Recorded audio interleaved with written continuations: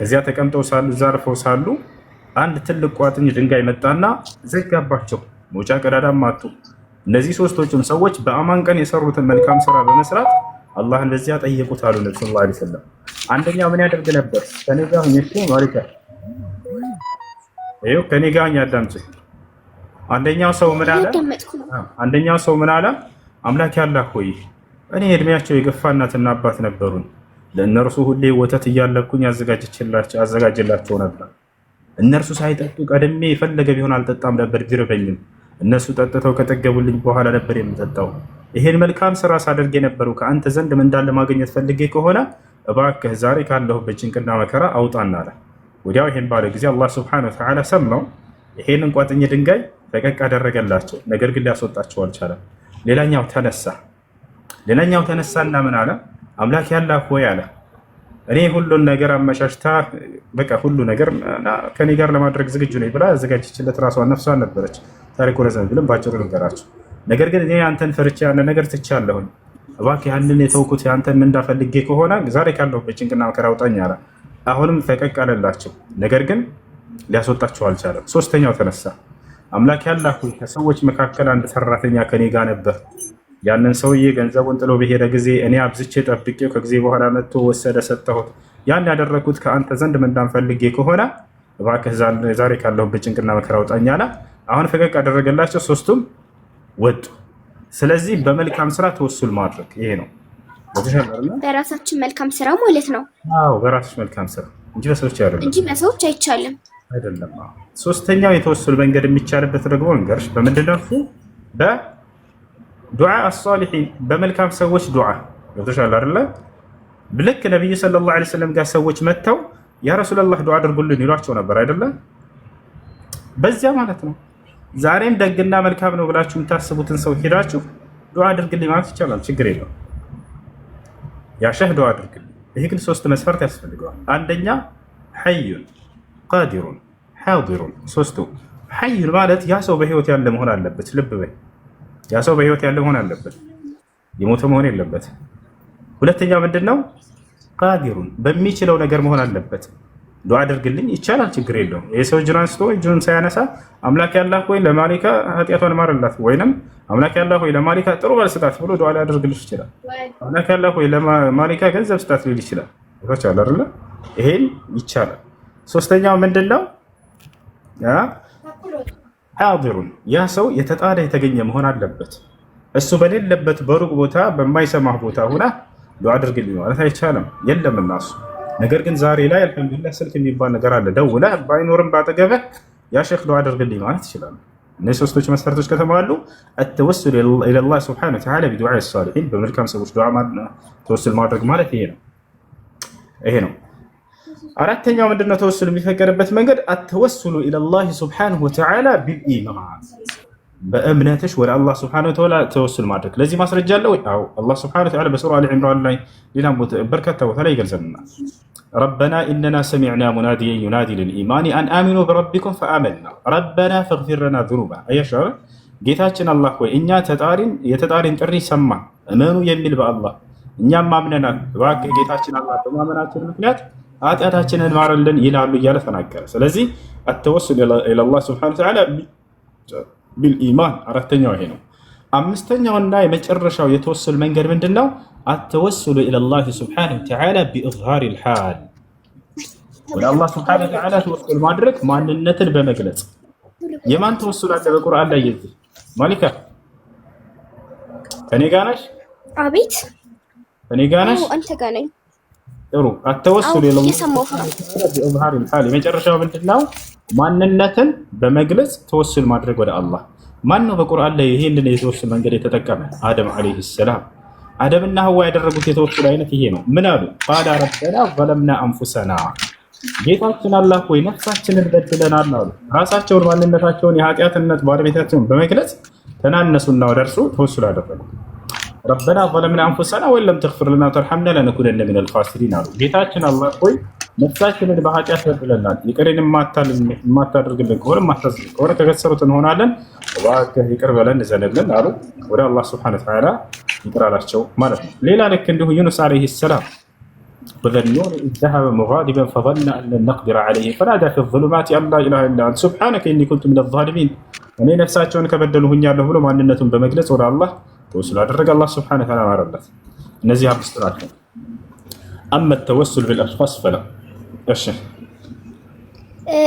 እሺ የመጨረሻው ጥያቄ ደግሞ እንትን ማለት ነው ኪታቡን ኒካህ ጋር አንድ ሰው ማለት በድሮ ጊዜ አንድ ሰው ባሪያ ከገዛ በኋላ ባሪያውን ካለ ኒካህ ማለት አላደል ምን መገናኘት በቃ እሺ ለማንኛው እንደምስት ማድረግ ይችላል። ከያሽ ላስረዳሽ።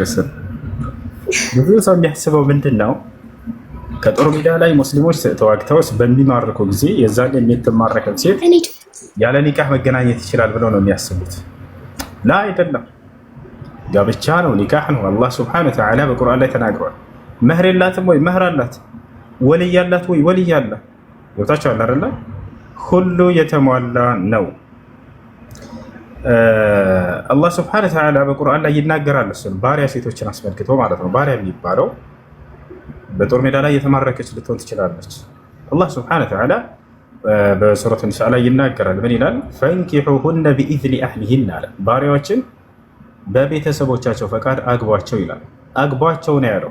ያለ ጋብቻ መገናኘት አይቻልም ማለት ነው። አግቧቸው ጋብቻ ነው። የተሻለ አይደል? ያ ነው። ፈንኪሑሁነ ቢኢዝኒ አህሊሂን ወአቱሁነ ኡጁረሁነ አለቀጥሉ መህራቸውን ስጧቸው አለ። ወአቱሁነ ኡጁረሁነ መህራቸውንም ስጧቸው አለ።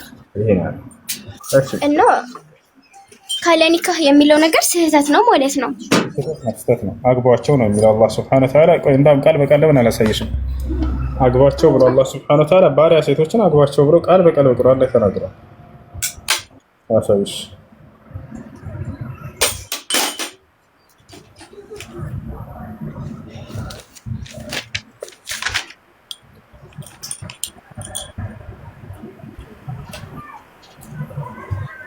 ሱረቱ ኒሳ ሂድ ውጭ ወተህ ተጫወት። እኔ ስረጄ ነው። እሺ ጎበዝ። ይችላል ማሚ ሂድ እናስፈቅዳት። ቶሎ በል ጎበዝ። እሺ አይተሻል። እዚህ ጋር ከእናንተም ውስጥ ጥብቆች ምእመናት የሆኑትን ለማግባት ሀብትን ያልቻለ ሰው አለ። አየሽ ይህ ልክ እኛ ባልና ሚስት እንደሚገባው ይሄን ያልቻለ ሰው አለ እጆቻችሁ ንብረት ካደረጓቸው ከምእመናት ወጣቶቻችሁ ባሪያን ምን ያድርጋለ? ያግባ። ስለዚህ ባሪያን አግቡ ነው የሚለው በጋብቻ እንጂ በፍጹም ያለ ጋብቻ ተገናኛቸው አይደለም። ፈንኪሑሁነ ቢኢዝኒ አህሊሂን ይላል ቃል በቃል አረበኛውም ላይ አግቧቸው ነው የሚለው። ፈንኪሑሁነ ማለት አግቧቸው ማለት ነው። ስለዚህ ጋብቻ ነው። እሺ ሌላ ጥያቄ ያለው ሰው? ሌላ ጥያቄ ደግሞ ወይንም ሌላ ጥያቄ ካላችሁ ይጠይቁና ጠይቃለሁ። አይ እሺ። ሰላም አለይኩም። ወአለይኩም ሰላም ወራህመቱላህ። እንዴት ናችሁ? አማን ነው። የኔ ጥያቄ ሁለት ጥያቄ ነው። የመጀመሪያው ጥያቄ እኛ ሙስሊሞች ኢሳ አለይሂ ሰላቱ ሰላም ተሰቅሏል ብለን አናምንም፣ አድርጓል ብለን ነው። መሰሉ ተሰቅሏል ወይ ነው። ሁለተኛ ጥያቄ ደግሞ ኢሳ ሲሰግድ ምን ነበር የሚለው? ለምሳሌ አዛን ሲያወጣስ? ዒሳ ዓለይሂ ሰላም ተገድሏል ወይስ አልተገደለም? ተሰቅሏል ወይስ አልተሰቀለም? የሚለው አላህ ሱብሓነሁ ወተዓላ ቃል በቃል ተናግሮታል። አላህ ሱብሓነሁ ወተዓላ ወማ ቀተሉሁ ወማ ሰለቡሁ አለ። አልገደሉትም አልሰቀሉትም አለ። ሌላ የተገደለ የተሰቀለ ሰው አለ ወይ? ያ እንዳለ ተናግሯል። ኢብኑ ዑሰይሚን አሰልቡ ቀድ ሐሰል ይላሉ፣ ተከስቷል። ነገር ግን እርሱን አልገደሉትም አልሰቀሉትም። ሌላ አካል ተመሰለባቸው ብሎ ቃል በቃል አላህ ሱብሓነሁ ወተዓላ ወላኪን ሹቢሀ ለሁም ይላል። ነገር ግን ለእነርሱ ተመሰለ ይላል። ያ ነው ኢብኑ ዑሰይሚን እንደተናገሩት ከሆነ ተፍሲራቸው ላይ ዒሳ ዓለይሂ ሰላምን አሳልፎ ሊሰጥ የሄደው አካል እንደተሰቀለ ይናገራሉ። ምክንያቱም ይህ ፍትህ ነው። እንደው ያ ሰው እየተበድሏል ወይ ብለው ለሚያነሱ ሰዎችም ካለ ይሄ ፍትህ ነው። ፍትሁ ምንድን ላይ ነው ከተባለ እንደ ራሳቸው እንደ መጽሐፍ ቅዱስም እንደ ቁርአን ማየት ይቻላል። አላህ በቁርአን ላይ ምን ይላል ሲናገር ሱረቱ ፋጢር ላይ ወላ የሒቁ ልመክሩ ሰይኡ ኢላ ቢአህሊሂ ይላል። የተንኮልና የሴራ ባለቤት ያ ተንኮልና ሴራ በራሳቸው ላይ እንጂ በንጹሖች ላይ አይሰፍርም ይላል። አየሽ መሲሁ ንጹህ ነው ወይ? አዎ ንጹህ ነው። እንደ መጽሐፍ ቅዱስም እንደ ቁርአንም ንጹህ ነው አይደለ? አንድን ንጹሃን ሰው አሳልፎ ሊሰጥና ሊያስገድል ሊያሰቅል ያለ አካል በሰው ላይ ያሰበው ተንኮልና ሴራ በራሱ ላይ በዚያ በሰው ላይ ቢሆን ይህ ሰው የራሱን እጅና ያገኛል። እኛም እንደምንለው ምን እንላለን በተለምዶ ለሌሎች በቆፈርከው ጉድጓድ አንተ ትገባለህ እንላለን። ለሌሎች ተንኮልና ሴራን ቆፍረንላቸው እዚያ ውስጥ ብንገባ የእጅህን አገኘህ ማንም አልበደለህም ነው የምንለው። ያንስፋር ልክ እንዲሁ መሲሁን ዒሳ ዓለይሂ ሰላምን አሳልፎ ሊያስገድልና ሊያሰቅል ያለው አካል ያ ሰው ይሄ ነገር ቢደርስበት የራሱን የእጅን ነው ያገኘው። ይሄን ይመስላል። ሌላኛው ዒሳ ዓለይሂ ሰላም ይሰግድ ነበር ወይ? አዎ ይሰግድ ነበር። ነቢዩላህ ዒሳ ዓለይሂ ሰላም የሚሰግደው እንዴት ነው? ልክ እኛ በምንሰግድበት አሰጋገድ። ነቢዩ ሙሐመድ ሰለላሁ ዓለይሂ ወሰለም የሶላትን ትእዛዝ ከአላህ ሱብሓነሁ ወተዓላ ዘንድ ተቀብል እንደሚሰግድ መጀመሪያ አስረጃ ልስጥሽ። ወአውሳኒ ቢሶላቲ ይላል ዒሳ ዓለይሂ ሰላም የማርያም ምዕራፍ ላይ ሶላትን እንድሰግድ አዞኛል ይላል። ቃል በቃል እንደሚሰግድ ራሱ ይናገራል። አሰጋገዱ እንዴት ነው የሚለውን ነቢዩ ሰለላሁ ዓለይሂ ወሰለምን መልአኩ ጅብሪል መጥቶ ካሰገዳቸው በኋላ ትእዛዙን ከአላህ ዘንድ ይዘው መጡ አይደለ? አምስቱን አውቃት ሶላት። ከዚያ አሰጋገዱን ስርዓት መልአኩ ጅብሪል መጥቶ ነው ያሳያቸውና ያሰገዳቸው። ዙህርን አሰገዳቸው መጀመሪያ፣ ከዛ ዐስርን፣ ከዛ መግሪብ፣ ከዛ ዒሻ፣ ከዛ ሱብሒን። መጨረሻ ላይ ዘወር ብሎ ምን አላቸው? ያ ሙሐመድ ሆይ ሃዚሂ አውቃት አሶላት ለከ ወሊኡመቲክ ወሊመን ካኑ ቀብለከ ሚነል አንቢያ። ሙሐመድ ሆይ ይህ የሶላት ጊዜ ለአንተና ለትውልዶችህ እንዲሁም ደግሞ ለቀደምት ነቢያትም ተደንግጎ የነበረበት ጊዜ ነው አላቸው። ቀደምት ነቢያት ልክ እንደኛ በምንሰግድባቸው ጊዜያቶች ነበር የሚሰግዱት። አሰጋገዳቸውስ ልክ እንደኛ ነበር ወይ? ልክ የኛ ሶላት ምንድነው? መጀመሪያ እንቆማለን፣ አላሁ አክበር ብለን በመቆም እንጀምራለን። ከዚያ በጉልበት በመንበርከክ በሩኩዕ እንቀጥላለን። ከዚያ በግንባር በመደፋት በሱጁድ እንጨርሳለን። እንደዚህ ነበር ወይ ሶላታቸው ቀደምቶች? አዎ እንደዚህ ነበር የሁሉም የቀደምቶች አሰጋገድ። ለምሳሌ የመርየም ዓለይሃ ሰላምን ማየት እንችላለን። ከነቢ ሰለላሁ ዓለይሂ ወሰለም በፊት የነበሩ ትውልዶች ሁሉ መልአኩ ጅብሪል ዓለይሂ ሰላም መጥቶ ሲያናግራት ምን ይላል? ያ መርየም እቁኑቲ ሊረቢኪ ወስጁዲ ወርከዒ ማዕራክ። ከኛ ከእርሷን በፊት አለ ወይ? ከእርሷን በፊት እነ ኢብራሂም ዓለይሂ ሰላም ወሩከዒ አስጁድ ያቸው አይደለ? ሊጣኢፊነ ወልቃኢሚነ ወሩከዒ አስጁድ። ኢብራሂም ዓለይሂ ሰላም ከዕባን በሰራ ጊዜ አላህ ሱብሓነሁ ወተዓላ ምን አለው? ይሄንን የምትሰራው ለሚቆሙ በጉልበታቸው ለሚንበረከኩ በግንባራቸው ለሚደፉ በዚህ መንገድ ለሚሰግዱ ሰዎች ብሎ አዘዘው። አያችሁ ሊጣኢፊን ወልቃኢሚን አለ። ለሚቆሙ አለ ቆመው ለሚሰግዱ ማለት ነው። ሊጣኢፊን ወልቃኢሚን ወሩከዒ ሩኩዕ ለሚያደርጉ አስጁድ ስጁድ ለሚያደርጉ ልክ እንደኛ አሰጋገዳቸው ዛተ ቂያሚን ወሩኩዕን ወስጁድ ነበር። መርየምን መልአኩ ጅብሪል ምን አላት? ያ መርየም እቁኑቲ ሊረቢኪ ወስጁዲ ወርከዒ ማዕራኪ። አያችሁ አይደለ? አንቺ መርየም ሆይ አላት መልአኩ ጅብሪል ዓለይሂ ሰላም በቱ ለጌታሽ ለአላህ ቁሚ ስገጅ፣ በጉልበትሽን በመንበርከክ ስገጅ፣ በግንባርሽን በመደፋት ስጁድ በማድረግም ስገጅ አላት። ቀደምት ነቢያት ሁሉ አላህ ሱብሓነሁ ወተዓላ ባዘዘባቸው መንገድ ቀጥታ አዘዘን። መሲሁም ከነዚያ ነበር። ዘከርያ ዓለይሂ ሰላም ተገልጿል። እነ ኢብራሂም ዓለይሂ ሰላም ረቢ ጀዐልኒ ሙቂመ ሶላት፣ ጌታ አላህ ሆይ ሶላትን በአግባቡ ቁሜ የምሰግድ አድርገኝ እያለ ይናገራል። ቁመው ሁሉም ነቢያት ሩኩዕ በማድረግ ስጁድ በማድረግ ልክ እንደኛ ወቅቱ ራሱ መልአኩ ጅብሪል መጥቶ ሙሐመድ ሆይ ይህ ለአንተና ለቀደምት ነቢያት የተደረገ የሶላት ጊዜና ወቅት ነው ብሎ አሳይቷቸዋል፣ ነግሯቸዋል፣ አድርጎላቸዋል። እሺ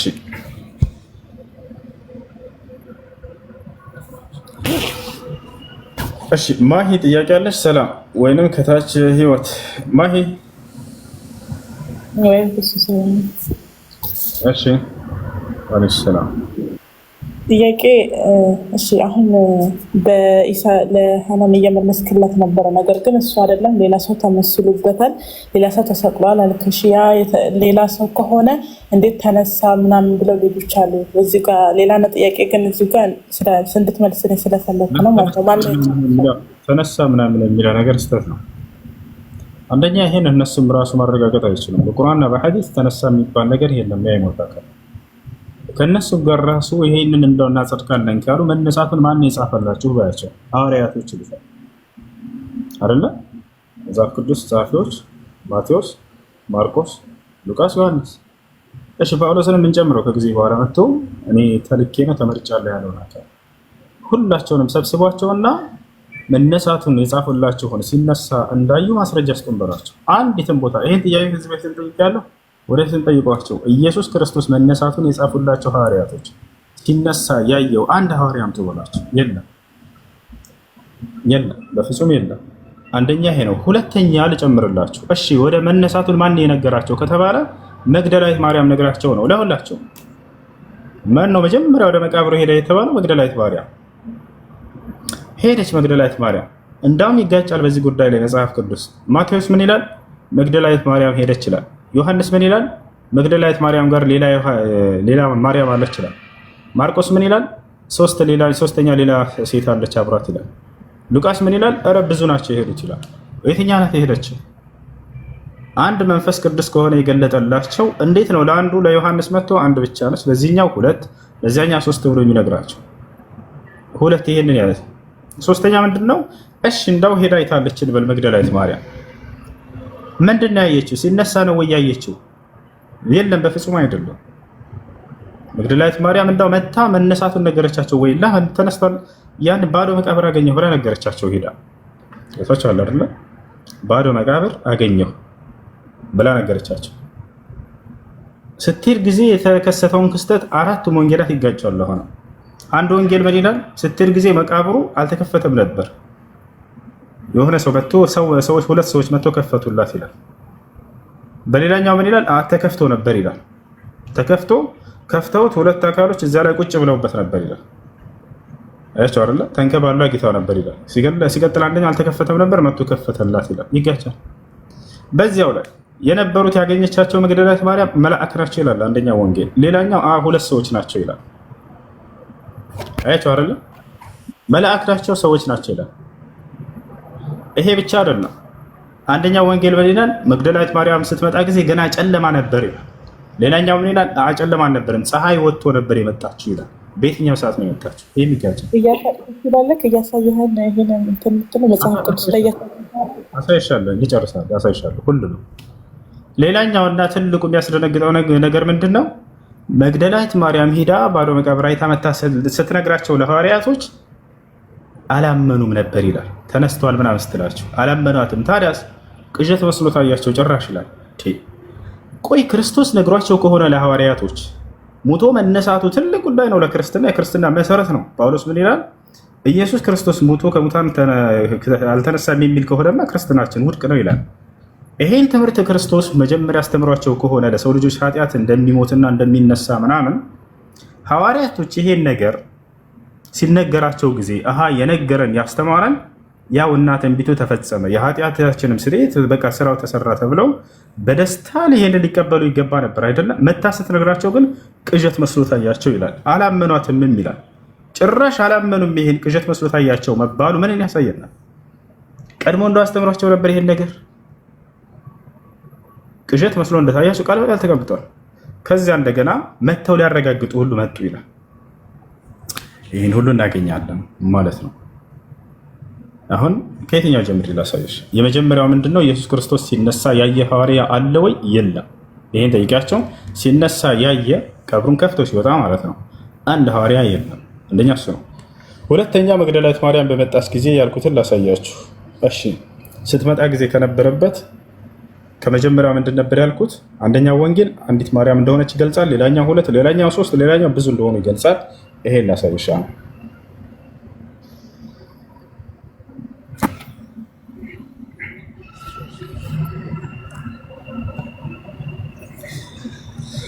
ከማን እንጀምራለን? ያው አራቱ ወንጌላቶች ከማቴዎስ እንጀምር። ማቴዎስ ወንጌል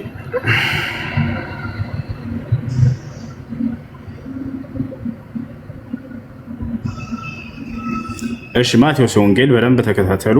ማቴዎስ ያው ከላይ በሰንበትም መጨረሻ መጀመሪያው ቀን ሲነጋ፣ መቼ ሲነጋ መግደላዊት ማርያምና ሁለተኛይቱ ማርያም መቃብሩን ሊያዩ መጡ ይላል። ስንት ማርያም ናቸው? ማሂ ሜት ሻንሹና አሁን እንድትረጅ ተከታተኝ። እሺ ስንት ናቸው? ማርያምና ሁለተኛይቱ ማርያም መቃብሩን ሊያዩ መጡ አይደለ? ማን ነው ይሄን ያለው? ማቴዎስ አይደለ? አይታየም። እሺ ቆይ ላሳይሽ። እሺ ማቴዎስ ይላል ይታይሻል። እንደ ማቴዎስ ዘገባ ማርያም እና ሁለተኛይቱ ማርያም መቃብሩ ሊያዩ መጡ። ስንት ናቸው? ሁለት ናቸው። እዚህ ጋር ማነው ይሄን አለ? ማቴዎስ። አሁን ሁለተኛ ጋር ነው ማርቆስ ጋር ነው። ማርቆስስ ምን አለ? ማርቆስ ምን እንዳለ እንመልከት። ያው ማርቆስ ሰንበትም ካለፈ በኋላ መግደላዊት ማርያም፣ የያዕቆብም እናት ማርያም፣ ሰሎሜም መጥተው ሊቀቡት ሽቶ ገዙ ይላል። ሳምንት ካለፈ በኋላ መግደላዊት ማርያም፣ የያዕቆብ እናት ማርያም፣ ሰሎሜም መጥተው ሊቀቡት ሽቶ ገዙ ይላል። ስንት ናቸው? ሰሎሜ የሚለው ሌላ አካል ተጨምሮ ነው። ሌላ አካል ተጨምሮ ነው። ሌላውም ላይ እናያለን። ሌላውም ላይ ማየት እንችላለን። መቼ ነው የመጡት? እነሱም ከሳምንቱ በፊተኛው ቀን እጅግ በማለዳ ፀሐይ ከወጣ በኋላ ወደ መቃብር መጡ ይላል። ፀሐይ ከወጣ በኋላ። እሺ፣ ሶስተኛ ሉቃስን እንመልከት። ሉቃስስ ምን አለ?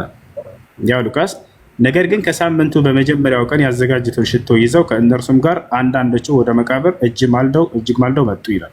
ከእነርሱም ጋር ይለናል። እዚህ ጋር መጨረሻውን እንመልከተው መለስ አድርገን ማለት ነው። ያውና እሺ፣ እዚህ ጋር መለስ ብለን እናንብበው። እነሆም ከጎና ጻድቅ ሰው የሸንጎ አማካሪም የሆነ ዮሴፍ የሚባል ሰው ነበረ። ይህም በምክራቸውና በስራቸውም አልተባበረም ነበር። አርማትያስም ከምትባል ከአይሁድ ከተማ ሆኖ እርሱ ደግሞ የእግዚአብሔር መንግስት ይጠባበቅ ነበር። ይኸውም ወደ ጲላጦስ ቀርቦ የኢየሱስን ስጋ ለመነው። እንግዲህ ከሞተ በኋላ ነው። አውርዶም በተልባ እግር ልብስ ከፈነው። ማንም ገና አልተቀባበረበትም። ከዓለትም በተወቀረ መቃብር አኖረው።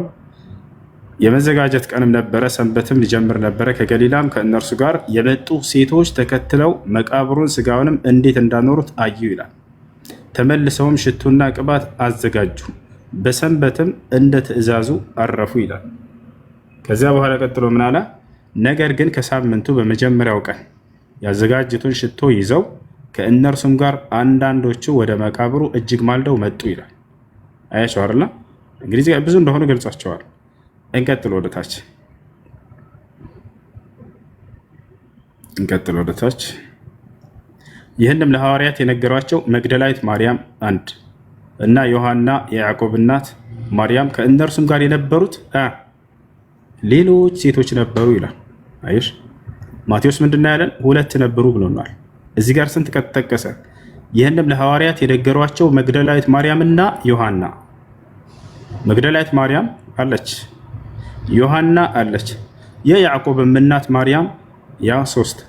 ከእነርሱም ጋር የነበሩት ሌሎች ሴቶች ነበሩ አለች።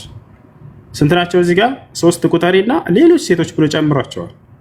አብረዋቸው ነበሩ። ገብቷቸዋል አይደል? አሁን የመጨረሻ ማን እንመለከታለን? ዮሐንስ። እንደ ዮሐንስ ዘገባ ስንት ናቸው የመጡት?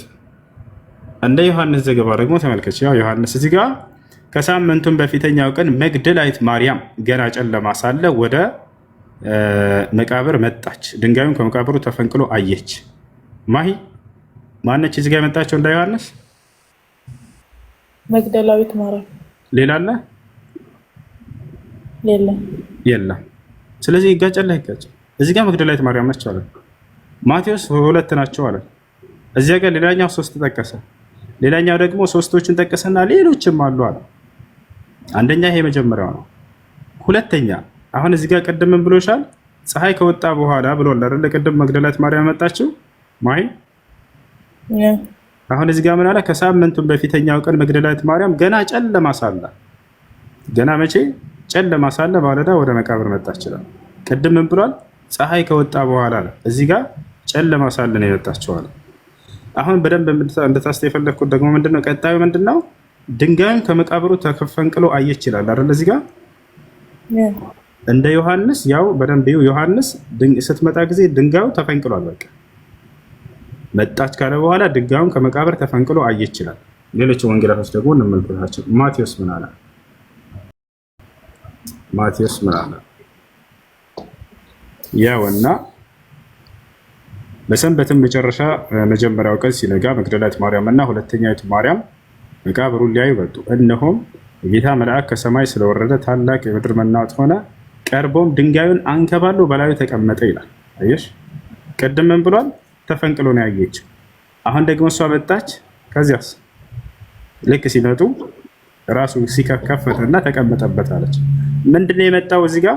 ሌላኛው ነገር ማሂ የጌታ መልአክ ይላል አይደለ? ከሰማይ ስለወረደ ማን ነው የመጣው? መልአክ አይደለ? የጌታ መልአክ። አዎ መልአክ። ሌላ ቦታ ደግሞ ሰዎች እንደሆኑ ያሳይሽ ነው። አሁን እዚህ ጋር ሲመጣ ጊዜ ተፈንቅሎ ነው ያገኘው። ሶስተኛውን እስኪ እንመልከተው ምን እንደሚል። ማን ነው እዚህ ጋር ፈንቅሎ ተቀመጠበት ነው ያለችው። የመጀመሪያው ላይ ተፈንቅሎ ነው ያገኘሁት አለች። እዚህ ጋር ደግሞ ሉቃስ እንመልከተው። ነገር ግን ከሳምንቱ መጀመሪያው ቀን ያዘጋጁትን ሽቶ ይዘው ከእነርሱም ጋር አንዳንዶቹ ወደ መቃብሩ እጅግ ማልደው መጡ፣ ድንጋዩንም ከመቃብሩ ተንከባሉ አገኙት ይላል።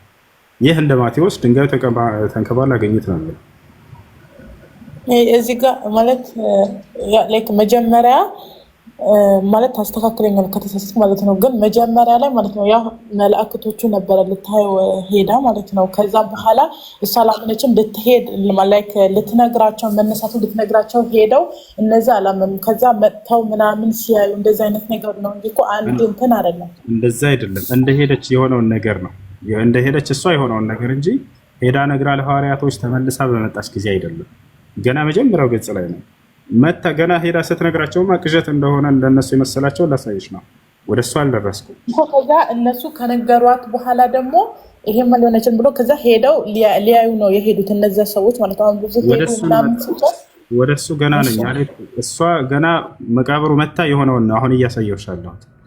ከዚያ በኋላ እነሷ ተመልሳ ሄዳ ነግራቸው ለሐዋርያቶች ከዚያ በኋላ የሚሆነውን ገና ልናይ ነው። እዚያ ጋር በጣም ትልቅ እንትን ነው ያለው። ቅዠት ነው እንዳውም መነሳቱ ብለው ነው የሚያምኑት ሐዋርያቶች። እሱ ጋር ላሳይሽ ነው። እሺ አሁን እዚህ ጋር የመጀመሪያው ምን ብሎናል? መልአክ እንደሆኑ ነግሮናል። እሺ ከማቴዎስ እንጀምር። ምንድናቸው የነበሩት የሚለውን ማቴዎስ ይታይሻል አይደለ ማሂ? እነሆም የጌታ መልአክ ከሰማይ ስለወረደ ታላቅ ምድር መናወጥ፣ ቀርቦም ድንጋዩን አንከባሎ በላዩ ተቀመጠ ይላል። ምንድነው? የጌታ መልአክ አይደለ? አዎ የከፈተው ማነው? የጌታ መልአክ። ምንድነው ይሄ? ማነው ይሄን ያለን? ማቴዎስ። ያው ማቴዎስ ወንጌል። እስኪ ደግሞ ሌሎችን እንመልከታቸው። ማርቆስስ ምን አለ? ማርቆስ ከሳምንቱም በፊተኛው ቀን እጅግ ማለዳ ፀሐይ ከወጣ በኋላ ወደ መቃብር መጡ። እርስ በርሳቸውም ድንጋዩን ከመቃብር ደጃፍ ማን ያንከባልልና ሊባባሉ ነበር ይላል። ቅድምም ብሏል ስትመጣ ጊዜ ተንከባሎ ነው ያገኘችው ብሏል አይደለ? እዚህ ጋር ደግሞ ማን ነው የሚያንከባልልን እያሉ ገና እየተጠያየቁ ነው ይለናል። አያችሁ አይደለ? የሚገራረም ግጭት። ድንጋዩ እጅግ ትልቅ ነበርና አሻቅበው ማይተው ድንጋዩ ተንከባሎ እንደነበር ተመለከቱ። ወደ መቃብሩም ገብተው ነጭ ልብስ የተጎናጸፈ ጎልማሳ በቀኝ በኩል ተቀምጦ አዩና ደነገጡ ይላል። ነጭ ልብስ የተጎናጸፈ ጎልማሳ በቀኝ በኩል ተቀምጦ አዩና ደነገጡ። ቅድም ብሎናል መልአክ ነው ብሎናል። ጎልማሳ። ይሄኛስ ምን አለ ሉቃስ? ድንጋዩን ከመቃብሩ ተንከባሎ ገብተውም የጌታን ስጋ አላገኙትም። እርሱም በዚያ ሲያመነቱ እነሆ ሁለት ሰዎች የሚያንጸባርቅ ልብስ ለብሰው ወደ እርሱ ቀረቡ ይላል። ሰዎች ናቸው። እዚህ ጋር ደግሞ ፈርተው ፊታቸውን ወደ ምድር አቀርቅረው ሳሉ እንዲህ አሏቸው፣ ሕያውን ከሙታን መካከል ስለምን ትፈልጉታላችሁ? ተነስቷል እንጂ በዚህ የለም አሏቸው ይላል። ምንድናቸው? እዚህ ጋር ደግሞ ነጫጭ የለበሱ ሁለት ሰዎች አይደለ ማሂ? አዎ አየሽ አይደለ? ማቴዎስ ምን አለን? የመጀመሪያው መልአክ ነው አለን። መልአክ፣ አንድ መልአክ የጌታ መልአክ ብሎናል አይደለ? እዚህ ጋር ደግሞ ሰዎች ናቸው፣ ለዚያም ሁለት ሰዎች ናቸው አለ ድንጋዩን ያነሱት። እዚያኛው ጋር ደግሞ ምን አለ? ሁለት ጎልማሶች ናቸው አለ። እስኪ የመጨረሻው ዮሐንስ ምን እንደሚል ደግሞ እንመልከተው። ዮሐንስ እየሮጠችም ወደ ያውና ተፈንቅሎ አየች ነው የሚለው እዚህ ጋር። ተፈንቅሎ አየች እየሮጠችም ወደ ስምዖንና ወደ ጴጥሮስ ይወርድ ወደ ነበረው ወደ ሌላ ደቀ መዝሙር ያን ከመቃብር ወስዶታል ወዴት እንደሆነ። ስለዚህ ጴጥሮስና ያውና እዚህ ጋር በቃ እና ያ ነው። ለማንኛውም መልአክ ነው ይላል አንደኛው፣ ሌላኛው ሁለት ሰዎች ናቸው ይላል፣ ሌላኛው ሁለት ጎልማሶች ናቸው ይላል። ያን ይመስላል። አሁን ሌላኛው ምንድነው? ቅዠት መስሎ ታያቸው የሚለው ላሳይሽ ነው።